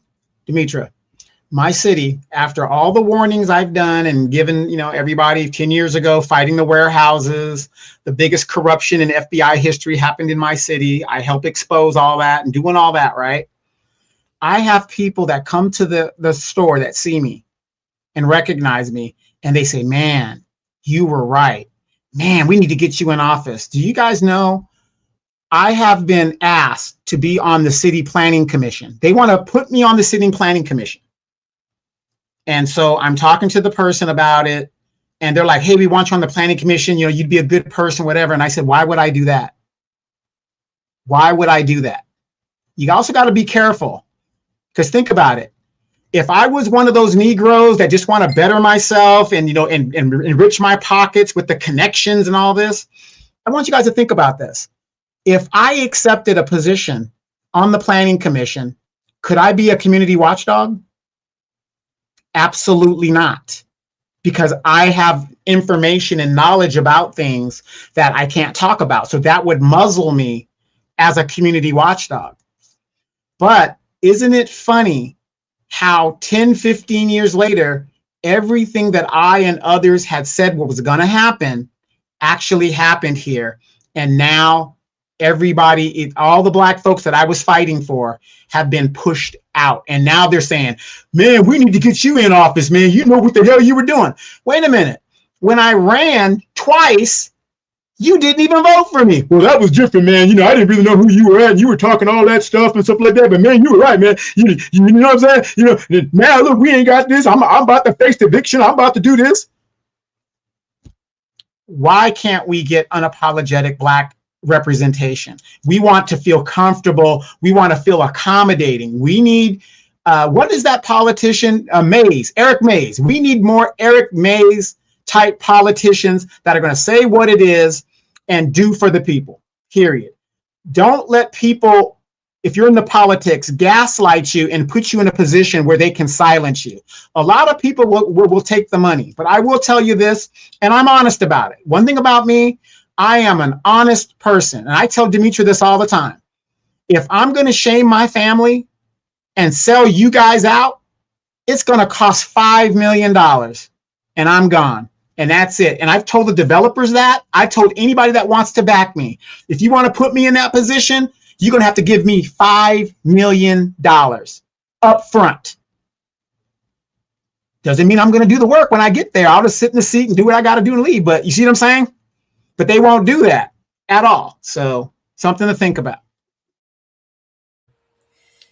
Absolutely. And Brother Reggie, you say Steve Hilton is the British American guy. I knew that. I couldn't remember his name, but thank you for that. Running for California governor. Trump endorsed him. Yeah, I saw a lot of conversation, people saying, why didn't he endorse Chad Bianco, who is big time MAGA? I saw somebody said because they think he Mexican. Because his last name was Bianco. He got that big old mustache and, you know, all of that. Yeah, Chad Bianco's a big time. He's a problem, right? Very MAGA, but yeah, he's learning that, you know, I guess, I don't know. To me, you know, like I said, I think a Republican probably needs to get in there because a Democrat ain't going to do nothing but continue to give away everything that's there. Darnisha, how you doing? Says they fight for each other. On cultural media, how you doing? Says exactly the same thing is happening in New York City. Somebody said Washington State. Yeah, that's where Representative Jayapal is, where she talking about she want to get illegal immigrants reparations. So yeah, these Democrats, they see what I think is going on is they really thought they were going to be able to do it when Biden was in office. He tried to do it, right? He was full speed ahead. And then, you know, age caught up to him or whatever that was. Then they thought Kamala was going to get in there. It was not going to happen. And she was going to continue on. I know a lot of people say, oh, Kamala tried to tell you Kamala was going to continue on doing what Biden was doing because she said she was. It's a fact. She said that she was. And so as a Black American, you think having Kamala in office was going to be a net positive for you. It was not. She was going to continue to dig your grave and pile the dirt so high that you would never be able to get out of. So I know a lot of people think, oh, you know, there's a lot going on. Yes, a lot going on. But as I said, I'm glad that Trump is in office because a lot of things that are going on now, we probably wouldn't have seen unless he's in office because Kamala was going to, you know, lull everybody back to sleep. Not just Black Americans, but a whole lot of other people, making them thinking that they're safe and they can continue doing whatever it is they were doing, whether you're Black Americans, whether you're Latino, Asians, everybody catching it. Everybody, you know, everybody but the oligarchy is getting a kick in the tailbone, and that was not going to happen under Kamala. And I know a lot of y'all saying, oh, but Trump's got us in this war with Iran and Israel and all this other stuff. They was going to put a key in her back too. Because as I said, I read her book and she says, I will always defend Israel's right to defend themselves. So they were he's just the one they put the key in the back, but they was going to do it to her too. Don't you think they weren't? And, they weren't. And you always got to ask yourself when it comes to the Israel question, who is she sleeping with? She's sleeping with the Zionists. So obviously the policy would have never changed. Yeah. Lavicia, how you doing? It says news.com. I think you said Newsom. Is that what you're saying? Just allow food sales from your home. I live in Northern California, and there is a pop-up taco bar in every corner and 9 garages. Yes, and they did that, I believe, for the illegal immigrants because they could not go outside. They are allowing people to sell food out of their homes. You know what the crazy part is? That's what we used to do. Our people used to do that, sell plates and this, that, and the other, the candy lady, right? The candy house. Frozen cups, all that stuff. They shut that down. Yeah, we used to do that, but now they're allowing it to them to do it because of ICE and all this other stuff is going on. So y'all better pay attention. Like I said, and a lot of other places, especially where these blue these states, they up to something. I mean, why is it that you can hear a congresswoman who is Indian, who just got here in 2000 talk about we need to get reparations for illegal immigrants. It's like, the hell? I want to say something stronger, but it's Sunday. The hell? What you say? What you mean reparations for? Listen, I know a lot of y'all, not y'all, but them, okay? Have the, because that's kind of the fault of us too, especially in this space. We see things and then we stop talking about it. Okay, I'm going to the next. Nah, not me, boo-boo. I'm a rack up a list of stuff I'm gonna remind people of, and that's gonna be on it, right? These Democrats want to give illegal immigrants reparations for trauma from ICE. When you came over, when you came over here on your own free will, then nobody put you on no boats and you got on the boat yourself, okay? Our people didn't get on them boats themselves. Nobody kidnapped you and brought you over here, right? You came over here on your own free will and you heard them say, Trump especially, when he was running and when he was in office the first time, he had his borders. I can't remember who it was. He stood at the border. A Beauregard. He was a attorney general. Beauregard Seal. It begins with the S. Nevertheless, he stood at the border and said, do not come over here. And you came over here anyway. When Trump was running the second time, he says, we're doing a mass deportation effort to combat what Biden did with the mass immigration effort, but yet you came over here anyway. And when he got in office, he said, you must leave, and you stayed, you hid out, and then he released the ICE agents everywhere, and they gaffled you up. And yes, you were traumatized. Now, I don't agree with how ICE was doing the job. That's just me, right? I don't agree with it, but they did it nevertheless. And then she fixed her mouth to say that there needs to be reparations for that. Our people didn't ask to get on those plantations. They didn't ask for none of that. We didn't ask for Jim Crow. We didn't ask for mass incarceration. We didn't ask for crack. We didn't ask for none of this stuff, but yet they put that on our people repeatedly, like there's always something. We ain't been traumatized. You ain't talking about reparations for us, and you didn't hear that heifer. And I wanted to say something stronger, but it's Sunday. You didn't hear her talk about no study. She said, she's right off the bat, they should get some, what? And y'all, like, listen, I'm going to get on y'all last nerve because I'm not going to stop talking. I'm one of those people, I get fixated on things, and sometimes it's to a fault, but this is going to be one of them. I'm not going to stop talking about this. J. Paul was cut the check. No study, no nothing. When it comes to Black folks, we got to wait. Then we got to study. Oh, it's a multi-generational study. It's a multi-year study. They keep moving the goalposts for us, and we allow it. The minute any of these Democrats, if you're a Democratic supporter and they're not doing the Black agenda, why are you continuing to give them the vote? Because I'm going to say this. Do I like the chaos that's going on? I like peace in my neighborhood. People in general like peace. I'm a man of war, but I like peace. But I will say this, what the chaos that's going on isn't concentrated on my people, from what I understand. I have yet to run across Black folks in my community, in my neighborhood, that have had a problem with ICE. So, with that being said, if they want to stop the chaos, because there's never been a Black and brown coalition. That has never happened. If they want to stop the chaos, the Democrats want to stop this chaos, give us what we tell you. You work for us. Give us our money. Give us what we tell you to give us, like you give everybody else. Here's the one thing I will say about Black people, Demetra, and it is so true. We never ask for more than what everybody else is getting. If they're getting reparations, give us reparations. We're not saying give us reparations and space and this, that. We're saying give us what everybody else is giving, what you're giving everybody else. And I think that's fair. It's and again, unfortunately, the minimum you can give us is $17 trillion because that's already been estimated and done. But the fact of the matter, we're not asking any more than what anybody else is asking for. But if we don't get what we want, Black folks, why would you continue to give your vote to the party and put them back in power so that other people could be comfortable. Why?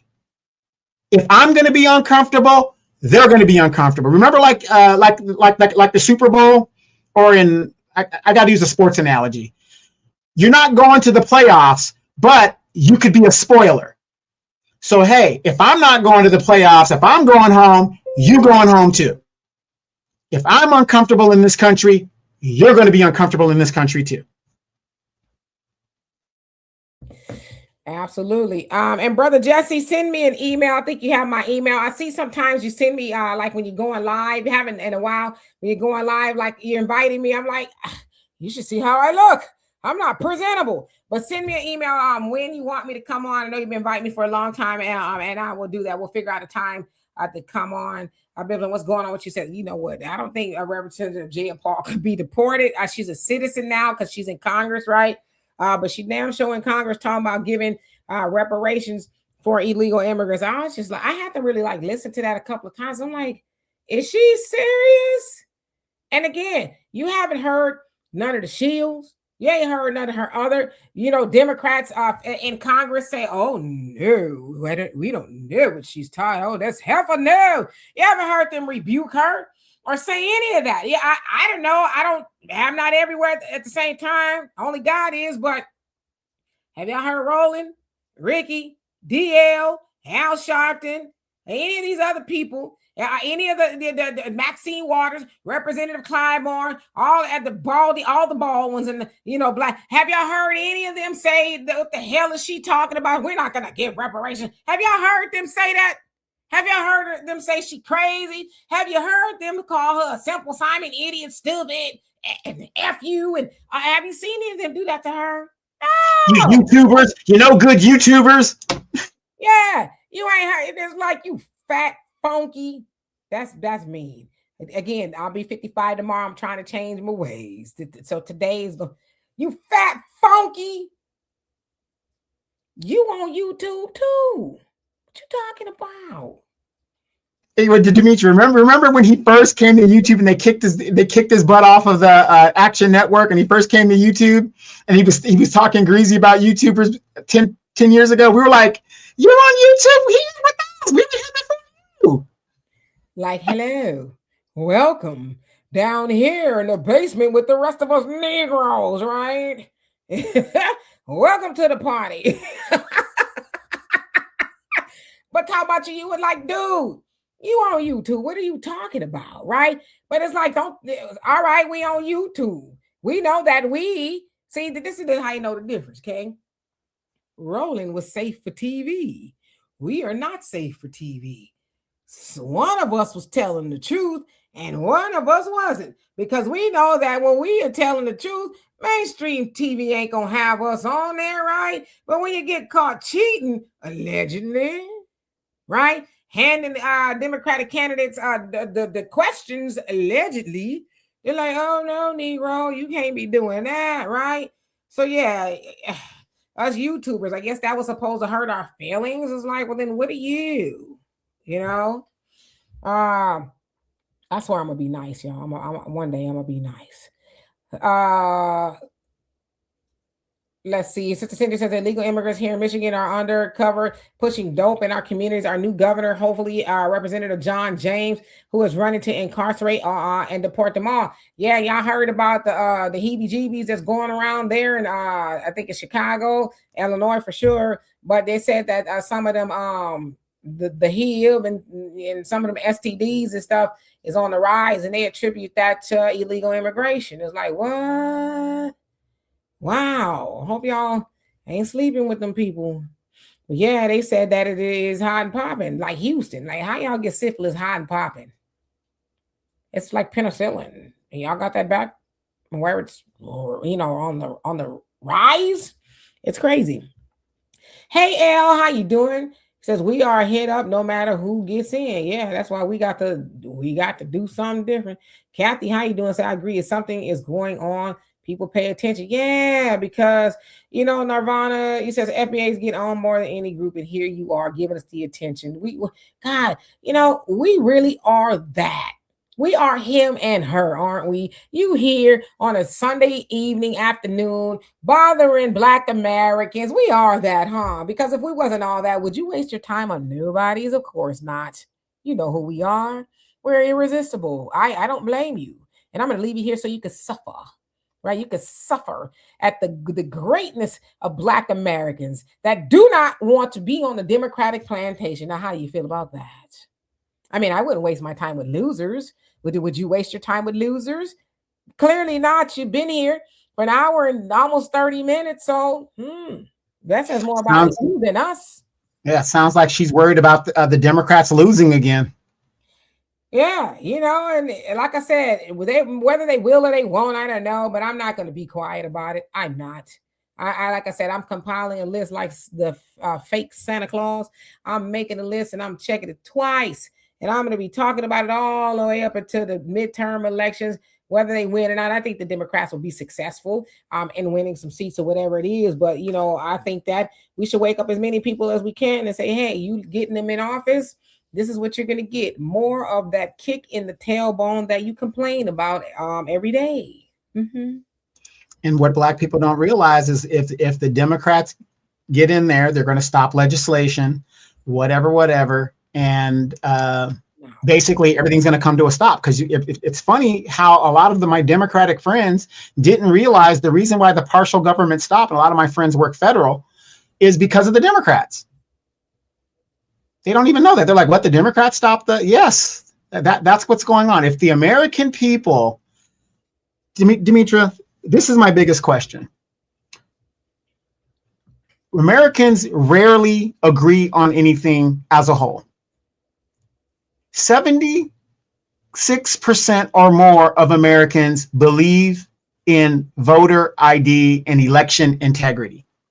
The only people opposed to it are Democratic and some Republican politicians. Who are they supposed to represent and listen to? If the American people are saying this is what we want, why are the Democrats opposed to what the American people want overwhelmingly? It's very rare that both Republican, independent, and Democrat citizens agree on any given subject, but they agree on this. Like I said, and I'm not the only one that feels this. There's something going on here. Like I said, I don't think Republicans, especially right now, I don't think they like America at all. You send people off to die in a war that's not benefiting us. But then you have the Democrats who are very anti-American, very anti-Black American, but just very anti-American altogether. Every time they open their mouth, it's about an illegal immigrant. I don't care what it is. They open their mouth, it's about an illegal immigrant. And some of y'all, not y'all, okay, that's here. We up on it, right? But some of the people over there, you're not thinking, okay? I'm trying to figure out a different way. You don't think, okay? And like I said, you don't see what's going on, but these Democrats do not like Americans at all. Look at the way they talk. Look at the way they legislate. Look at the things that they're trying to get enacted, a database, so people could tell on ICE agents. Yeah, these should be able to report misconduct, which I really believe there's a way to do that.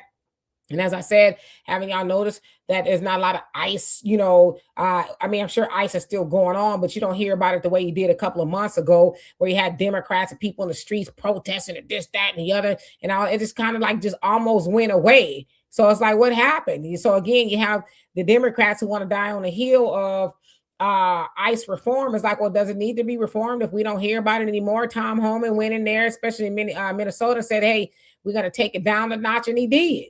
You don't hear about it no more like you used to, so what is the Democrats really doing? Why are y'all still dying on a hill that don't need to be died on no more?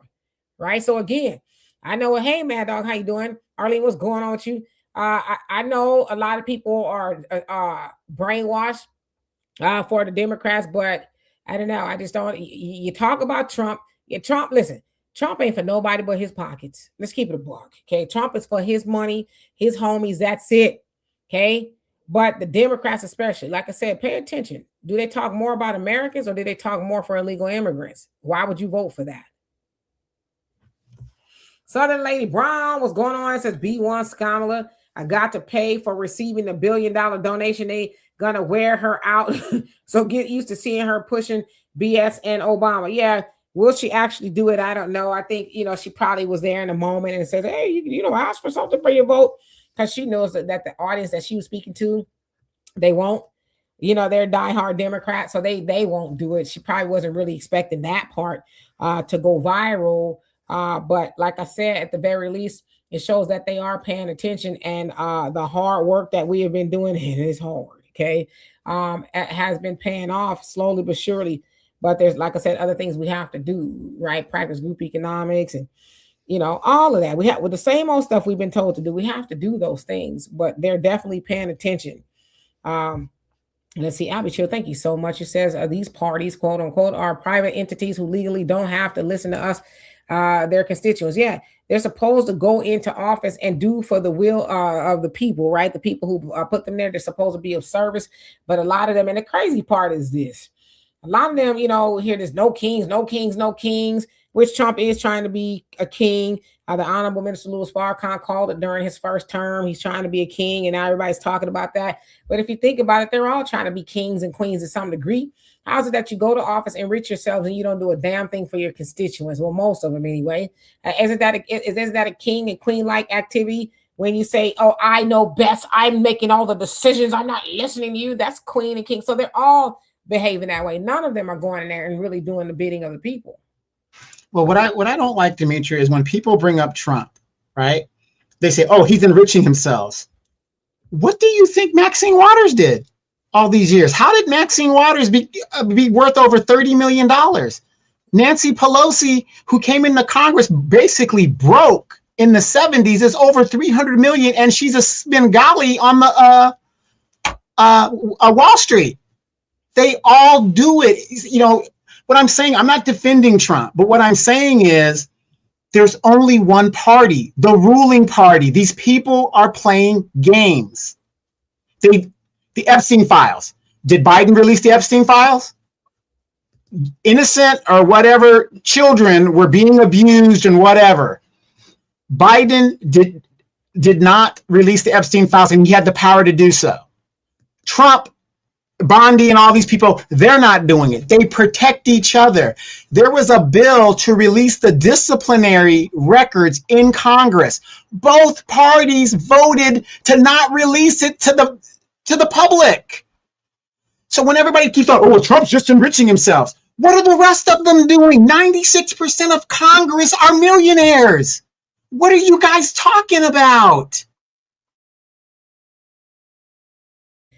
But see, that makes too much sense. They people, I don't know. I don't hang out with a lot of people. Anybody know me know I'm like Sasquatch, not that I look like them, but I'm rare, right? I don't hang out a lot at all. I probably won't. If you invite me somewhere, I may or may not go. It just depends, right? I just kind of always been reclusive in that. But I think now that I'm getting older, I kind of know what it is. I can't hang out with everybody. I don't like to have stupid conversations. When I say stupid, I could be silly, and most people know I'm pretty silly, stupid sometimes, but in a comical way. But I don't want to hang out with people that the stuff you say and the things that you think is just like, are you for real? Because that means that I got to work too hard to be a friend. I got to pretend to be a friend. I got to try to have these conversations. Well, why would you say that? You know damn well water is wet. Why would you say water is not wet? Yeah, I don't want to have those conversations. Right? I don't want to work that hard.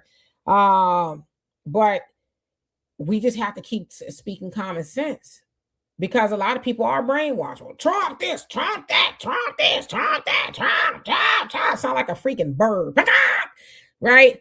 But it's like you said, the people who are telling you about Trump, they doing it too. They're all doing it. They talk about, and Trump's a douchebag. Don't get me wrong. He is, right? I'm not a fan of Trump. But they talk about all this money, this, that, and the other. California is under damn investigation.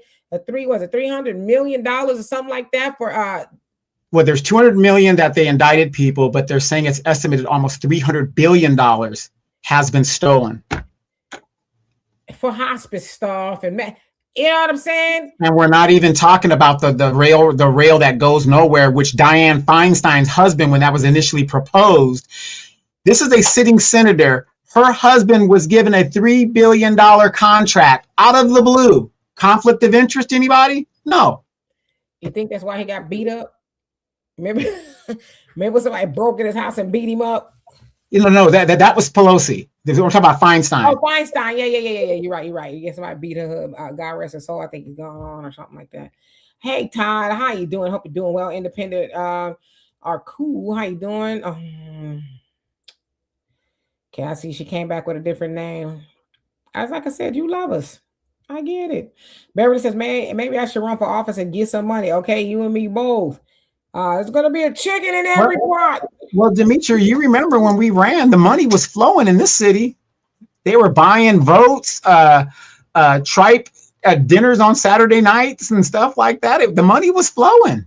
And if you're a politician running, if you got the right developer to give you money, they were writing checks for $10,000, $20,000 local level. It shouldn't cost no more than $10,000 to run for your local city council. In my city, do you know how much it costs to run for city council and you might not win? $65,000. And it's going up every cycle. Yeah, when you first was telling me about them rib sandwiches that people were showing up for, I was like, I know you damn lying. These people ain't showing up for no barbecue rib sandwiches, and I'll be damned if they was offering these people a barbecue sandwich. I was like, huh? And here it is, 10 years later, the developer got what he wants. Dimitra, 10 years later, you guys, has he built one thing?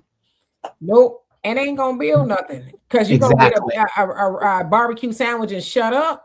Is what you gonna do, okay? Dry.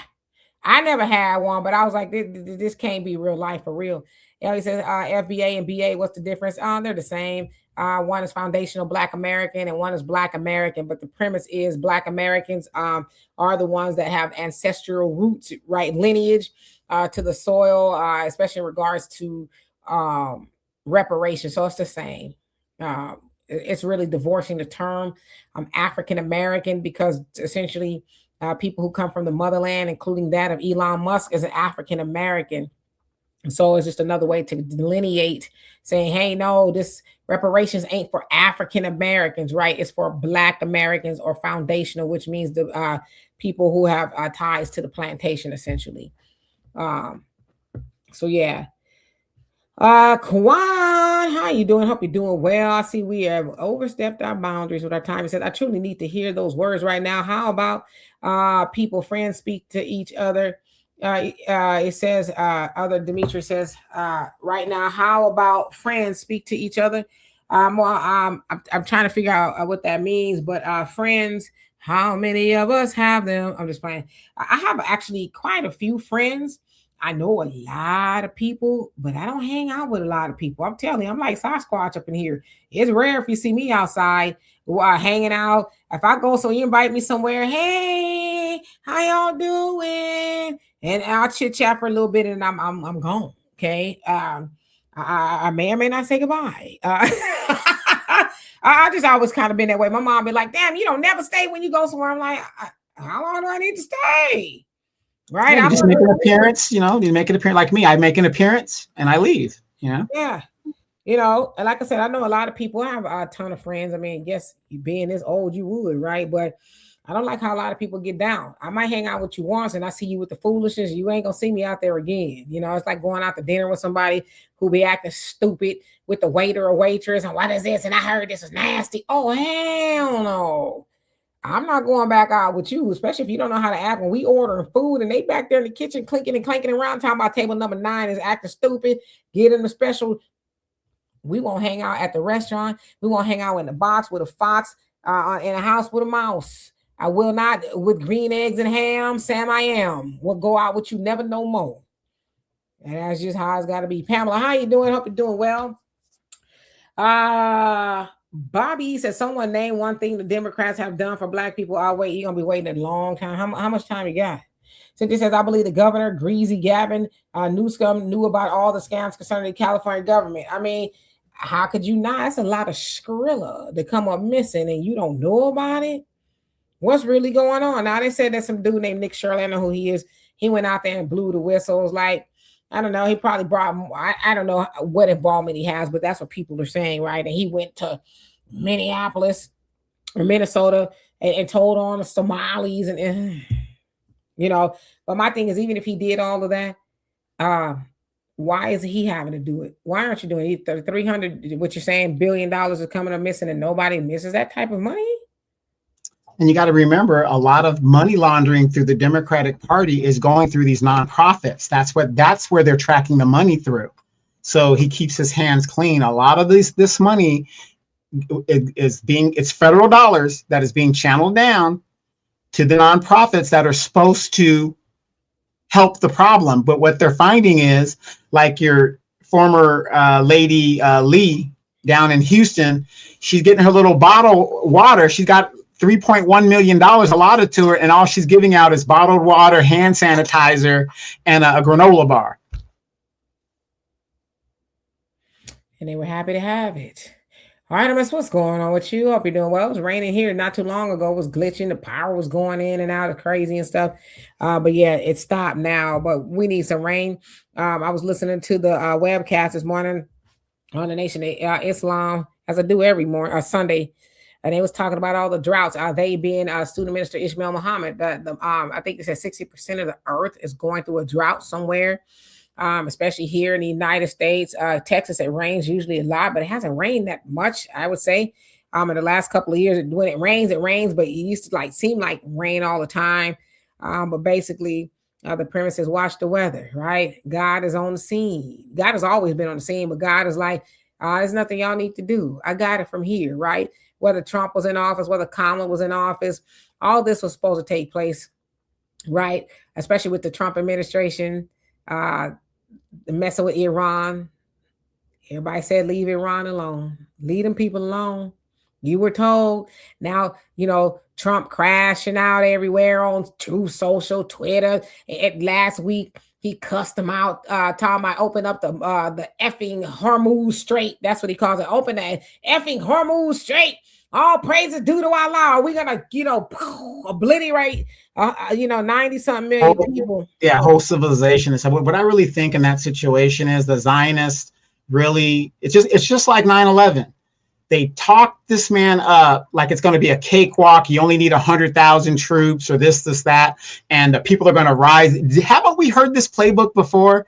Now, as somebody who was in the military during 9/11, when they said that Saddam Hussein had weapons of mass destruction, by the way, Iraq had nothing to do with 9/11. When they said that, anybody in the military would have told you, how could Saddam move weapons of mass destruction when we had air superiority, multi-trillion-dollar satellites, and just basic patrols over the land, but yet this man was able to move weapons of mass destruction and dig them underground? That shows you how ignorant the American people are and how naive they are to fall for such simple common sense. If they would just have applied their common sense and said, wait a minute, we have satellites that can read a cigar label all the way from space. We've got U2. We've got all these planes that are flying and watching the zones. And this man could move mass weapons of destruction and bury them. It's just crazy. And here we are again, right back to where we started. Operation Mockingbird. You get the people propagandize to support or defend or go against a certain policy, and they think it's law. Yeah. I just think, and it's been saying more importantly, this was going to happen. The Honorable Minister Louis Farrakhan called in 2017. He told Trump, he says, Mr. Trump, do not allow Israel to drag you into a war with Iran. If you do, America, as you know it, will not be the same. And we are seeing it's been said, the fall of America was going to take place, right? And we are seeing it right now as we speak. In every way do you look, you can see America unraveling. America, the big bad bully, does not know what to do, right? They thought that they were going to drop a little kapoom and, Iran was going to say, oh, okay, we're shaky, and it was like, nah, you don't kill our supreme leader and all these little girls and all this other stuff and do the foolishness that you did, especially when we made a ceasefire agreement with you a couple of months ago, and then he backtracked at the behest of Israel, and Israel has been causing problems for people all over the Middle East, and here you come with the foolishness. Iran says we'll take all this down because the premise is if we leave, then somebody else will go on right behind us because they'll be inspired by our acts of revolution. And so they're not afraid to die for what it is. But as they said, we knew you were going to do this since 2003 when you did what you did. As you said, the Saddam Hussein with the weapons of mass destruction, which they never found. They said, we knew you were, it was a matter of time. And here you are. You can't make us open up the strait. In fact, they had a temporary ceasefire the other day. But what did Israel do? They went and they socked it to Lebanon, which was in the ceasefire agreement, and they said that it wasn't. And so Iran was like, bet, hold our beer. All bets is off. And the Strait of Hormuz is closed to you again. Okay. And so, you know, the United States stepped in it. You know, you got drunk old Pete Hegseth who's calling all these shots, quote unquote, you know, and shots at the bar, right? Shots. And somebody stepping in it. I don't think it's necessarily Pete or Trump. I think it's somebody else who is unequipped to do it. They fired all of those seasoned military generals and all this other stuff, and they just keep stepping in. It's like, okay, you think you're going to threaten these people to open up the, you know, and let you do, see what it was is hubris. They thought that since they did what they did to Venezuela, they got this man in prison, Maduro, he can't even get help or counsel due to, you know, certain sanctions and all kind of stuff. They thought they was going to do it to them because they're doing it to Cuba. Nobody talks about what they're doing to Cuba. And so they thought they were going to do it to Iran, talking about these weapons, you know, the nuclear weapons and all this other stuff. But as many have said, well, they said that they got rid of the nuclear weapons the last time. We totally obliterated it. We got rid of it. So here you are doing it again. So all of this was supposed to happen. It's supposed to bring the United States to its knees. Now, a lot of people say, oh, you're rooting for Iran. It's not necessarily that we're rooting for Iran per se. We're rooting against the bully who has been messing with any and everybody. So this is a very interesting time. Trump, he doesn't know what to do. They won't listen to him. They're holding. Let me finish. They holding all of the cards, and ain't nothing that the United States can do about it other than wave the white flag. But you know why they can't wave the white flag? Because Israel got that key in their bag. And why do they have a key in their bag? That's the question. And that's what I was going to tell you. Both of these politicians are funded. Both sides are funded by AIPAC. And here's the thing which you guys got to understand. How can you sit there, Hakeem Jeffries and all these Democrats talk about, oh, Trump's a dictator. Oh my God, World War III. Oh my God, we're against the war. He shouldn't have done this. Are you going to fund the war? Yes. You're against the war, but you're going to vote to fund it. Make it make sense, you guys. Make it make sense. And then I know you guys are focusing on what's going on in Iran. What happened to the Ukraine war? Anybody? Does anybody know what happened to the Ukraine war? But yet, if you look at the congressional bills, billions of dollars are still being sent to Ukraine. But nobody's paying it. Do you see how Operation Mockingbird takes your attention off of one thing to move it to another while they're still funding over here? Now we have to fund Israel no matter what, but we've got to stop the war. Are we going to fund it? Either you're going to stop the war, which the Congress has the power to do. You could stop funding it, but no, they can't because they're both owned by Israel, AIPAC. Hey, Corey, how you doing? And I see somebody saying hello to Jessica. I don't see a Jessica in here, but how you doing? Yeah, so, you know, and as far as Ukraine is concerned, and Ukraine talking about, well, we can help you, United States. Like, how are you going to help the United States when you getting help from the United States? This is all bizarre, right?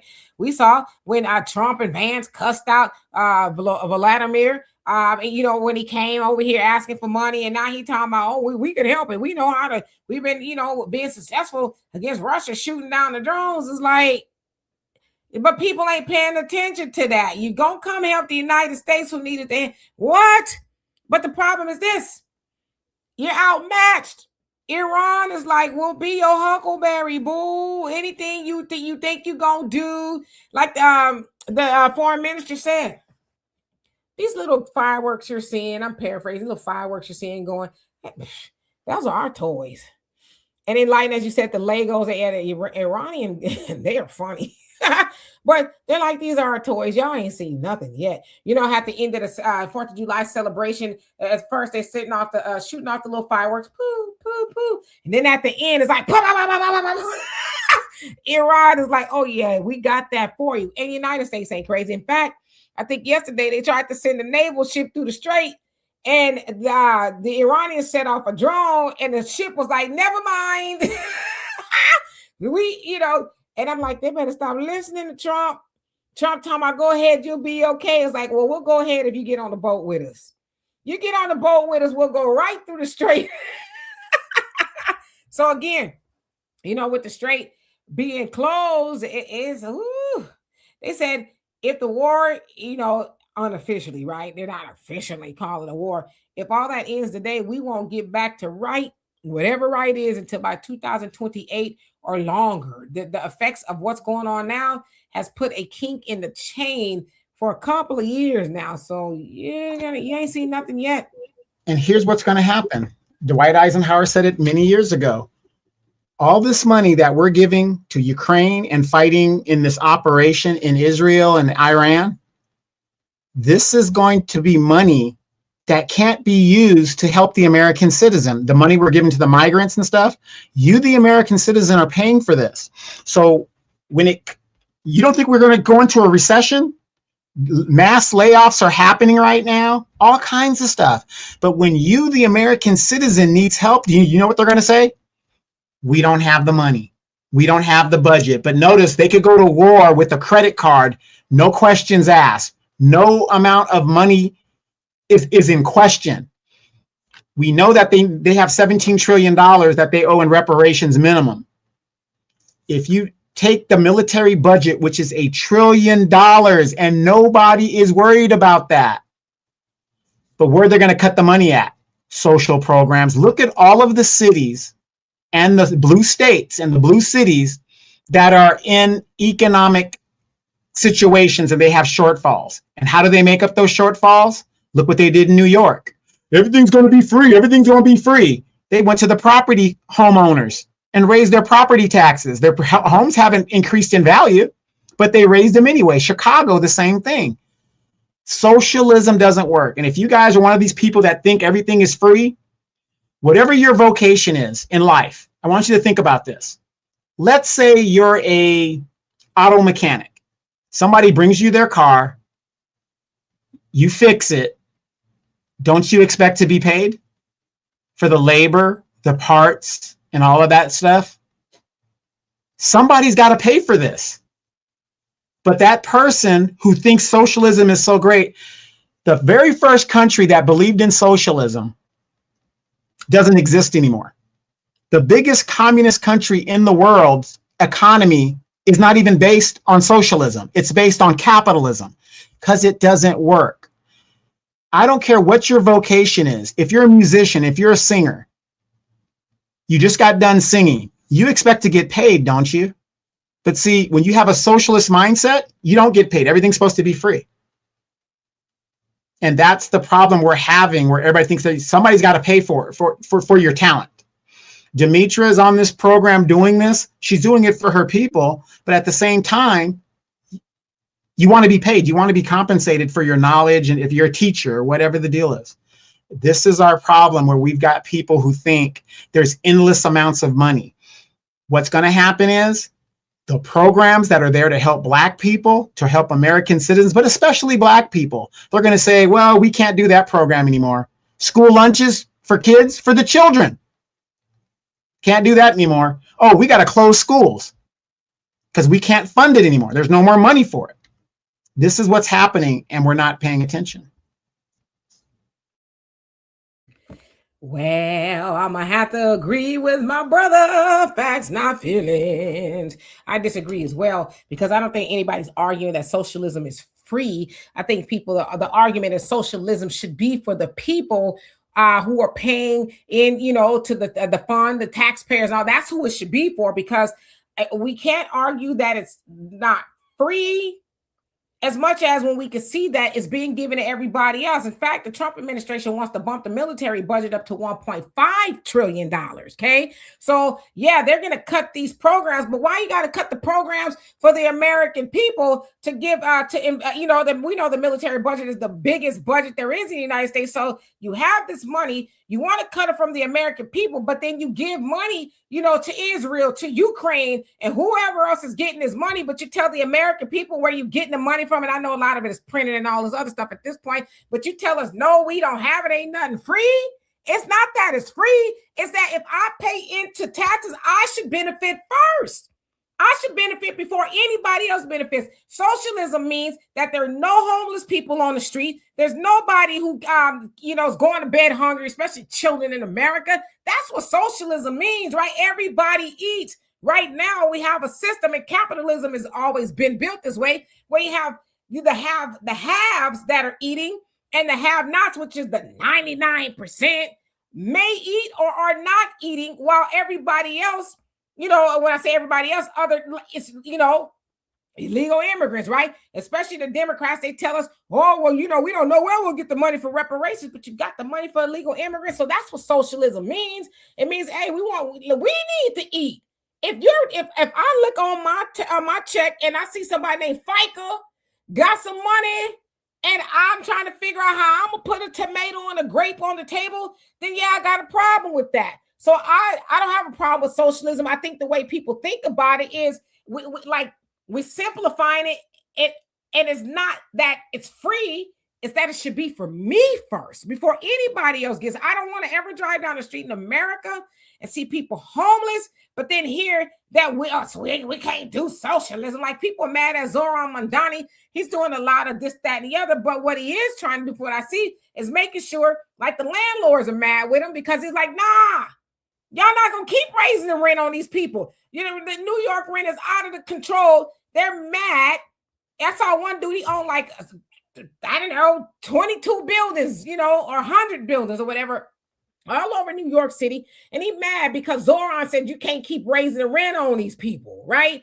And the premise is, okay, I'm going to work. I don't get a raise like that, but you want to continue to raise the rent. At what point does it become fair for me? But then on the same time, you want to see people, different countries and illegal immigrants get money, but I'm told socialism ain't free. The hell it ain't. It should be. Hey, again, what does my tax dollars get me? If I'm seeing everybody else benefit from the tax dollars and not me, that's what socialism is. I want to eat first, not two, but first.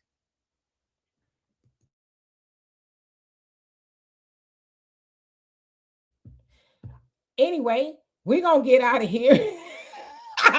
Yes, Todd, $1.5 trillion is what the Trump administration wants to raise it to. So that's $500 million more. But yet I'm told that socialism sucks. Well, what do we need $500 billion more for? We said we're not at war, but we're funding all these other wars. So they're benefiting from socialism. It's free to them, quote unquote, but I can't get nothing. I can't get make sure I got a roof over my head and food on my table. But you got money for bombs, like somebody said, quoting Tupac, we got money for war, but we can't feed the poor. Yeah, well, I don't have a problem with socialism if it's done right. But I think we got to unlearn that, something for nothing. Everybody else getting something for nothing but us, right? Yeah, Albie Children, so the corporations get socialism. Walmart is one of the biggest benefactors of welfare because most of their people getting some form of welfare.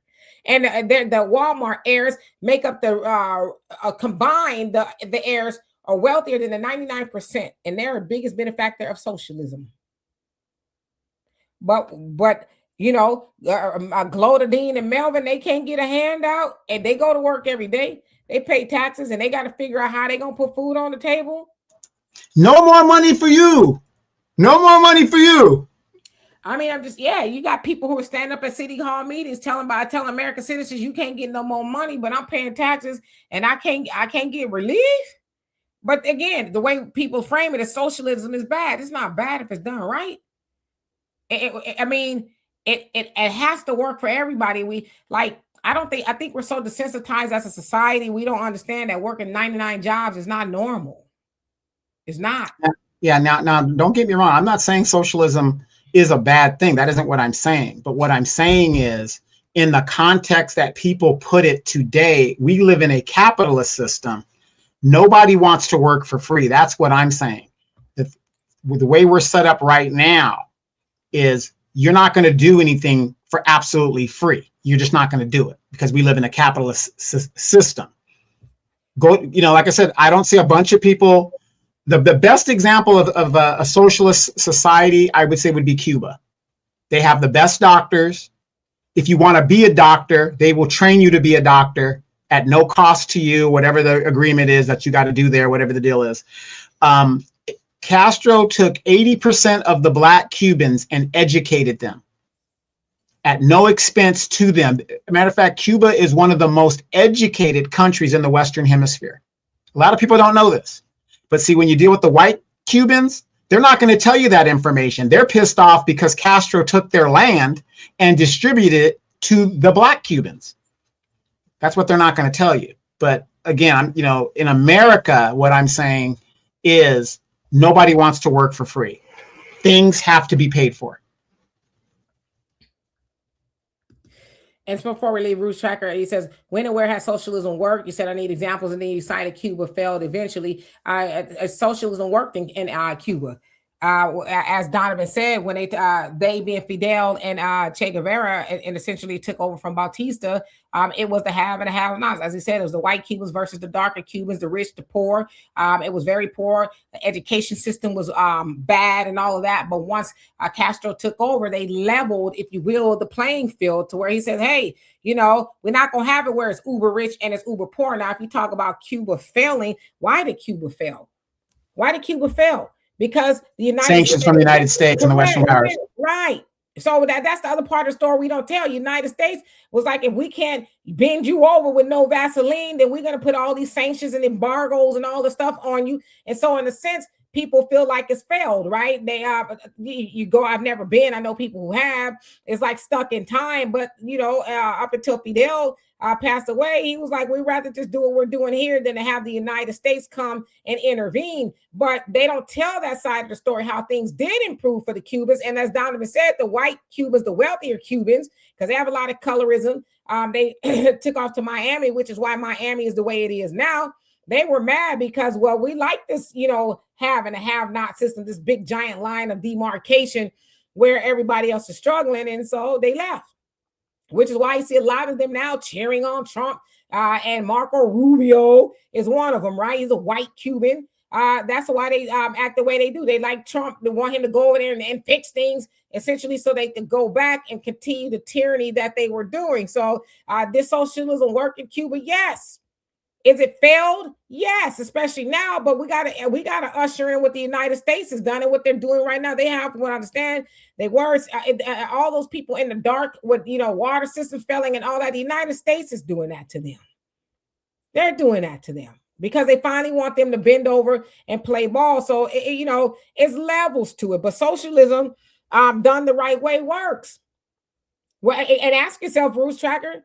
Is it working the way we have it now? Capitalism, the way we have it, is it working? How is it that you have one man who's about to be a trillionaire? Elon Musk is on his way to being a trillionaire, but then you got people on the freeway sleeping under a freeway.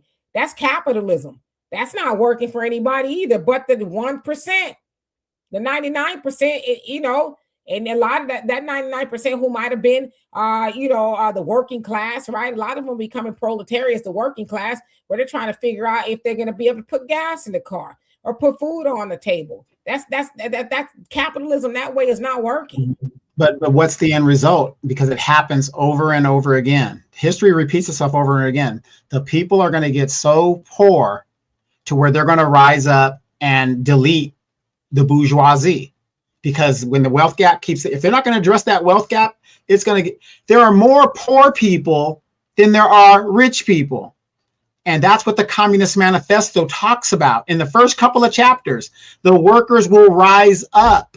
And this is what's going to happen. And if you see if you're reading the tea leaves right now, a $2-3 billion election cycle, just an election cycle. This is what's going to happen. And, people can't see it. If they do not address this wealth gap and people that are homeless in the streets, what do you think is going to happen? What would you do if you had to feed your family and you had no other alternative other than to steal or to do what you got to do to survive?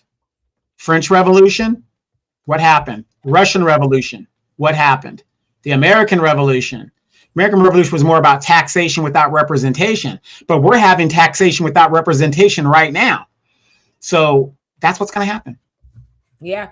And I know we're over time. We're going to get out of here, y'all. I'll be back here tomorrow. Even though it is my double nickels day, I actually forgot. I ain't gonna lie to you. I cried today. I was doing the dishes and I cried and I cried. And my daughter was like, "What's wrong with you?" She was on the phone with my sister and it just hit me. I was like, "Oh, my daddy ain't gonna call me for my birthday tomorrow." It just hit me like a ton of bricks. My daddy, I got so many messages from my voicemails of him. "Hey, Doc, Meech." He called me a whole bunch of things.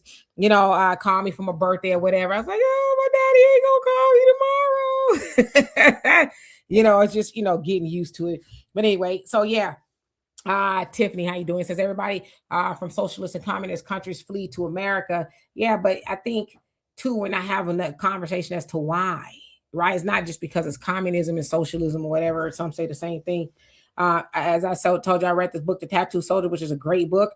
I read it in college many years ago by Hector Tovar, and it talks about why. Because the United States destabilizes the government. Confessions of an Economic Hitman, which I've yet to read. I'm going to. I got a lot of books in to read, but it talks about what the United States government does in those countries. And so, again, as Donovan said, with Operation Mockingbird and the propaganda, then they come in and say, "Oh, those countries, they're just coming over here." But they leave off like the Somali community. That's why I hate it when most people talk about the Somali community and that they were bad people, this, that, and the other. But I'm like, how y'all leave off why they're here in the first place? That's important. It's important to mention why the Somalis are here. They didn't just put their finger on the map and say, we're going to just up and leave.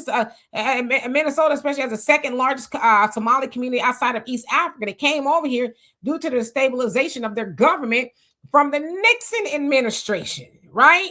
So they were offered refugee, asylum and all that to come. So it's a lot. So to say that a lot of those countries, they're leaving because of socialism, is some of that true? Yes. But I think when we really have the conversation as to why, the United States, they fund these guerrilla groups, and then say, "Oh, Hamas or Hezbollah," but they don't talk about the money that they gave, right? Osama bin Laden, his group was funded, but they know we won't get into that. "Oh, that's horrible what they did." And what Donovan said, the Communist Manifesto, right? It's not a big book. You can listen to it on YouTube, read the book. It'll tell you why we're here, and eventually the people will rise up. And we're seeing that happen as we speak. People are saying, "I'm sorry, I can't even eat the beans with my rice. Damn mistake. I don't even have the beans and rice. I can't afford it." And so people, I don't know if y'all saw, and they love their animals too much to cut up kitty. Oh, they will eventually. I don't know if y'all saw, Donovan. I know you did, in California, Ontario, where that Kimberly Clark warehouse burnt up. It didn't just burn up. It was over 1 million square miles of a warehouse. Y'all know what Kimberly Clark, she does a Huggy diapers and all these things. That warehouse burnt up, and you know why it burnt up? An employee burnt it up and filmed himself doing it. He says, "I can't afford, you don't pay us enough." He burnt that mug to the ground. So now you're starting to see the rise against the machine. That cost a lot of people jobs and money they'll probably never be able to replace. And he said, "I'm burning this down because I can't even afford it. Y'all don't pay me enough to work here." So he burnt it down. And you guys want to hear something? I know we're going over time, but another crazy thing is the insurance companies in California. I have an older home. I had to upgrade my panel, or they were going to drop my property or my home insurance. $12,000 just to upgrade my circuit breaker panel, because they think that the fires last year, a lot of the fires that started was because of the circuit breaker panels that they speculate. They won't even cover you sometimes because, again, where are you going to get this money? All of those Black families in that area that got caught all that fire, they can't even afford to rebuild. They're going to have to sell those properties because of what it's going to cost in California to rebuild. They can't afford it. They don't have enough insurance to do it, to bring it up to the code today. So, I mean, the stuff goes deep. The machine Communist Manifesto, it's real. The people are eventually going to rise up. It's just, they can't do it anymore. Absolutely. So y'all, we're going to get out here, but I'll be back here tomorrow. Thank you. So this is sorry to hear that says hanging there. Happy birthday. And I thank y'all for all the birthday. 55. Boy, I tell you, I was just 15 yesterday. Anyway, says I wish you great health. That was a long yesterday. Shut up. Wealth, mind, body, soul, finance, environment. And I wish all of that for you all as well. So anyway, I love and appreciate every last one of y'all. We'll see y'all tomorrow. Y'all have a great rest of your evening. Peace.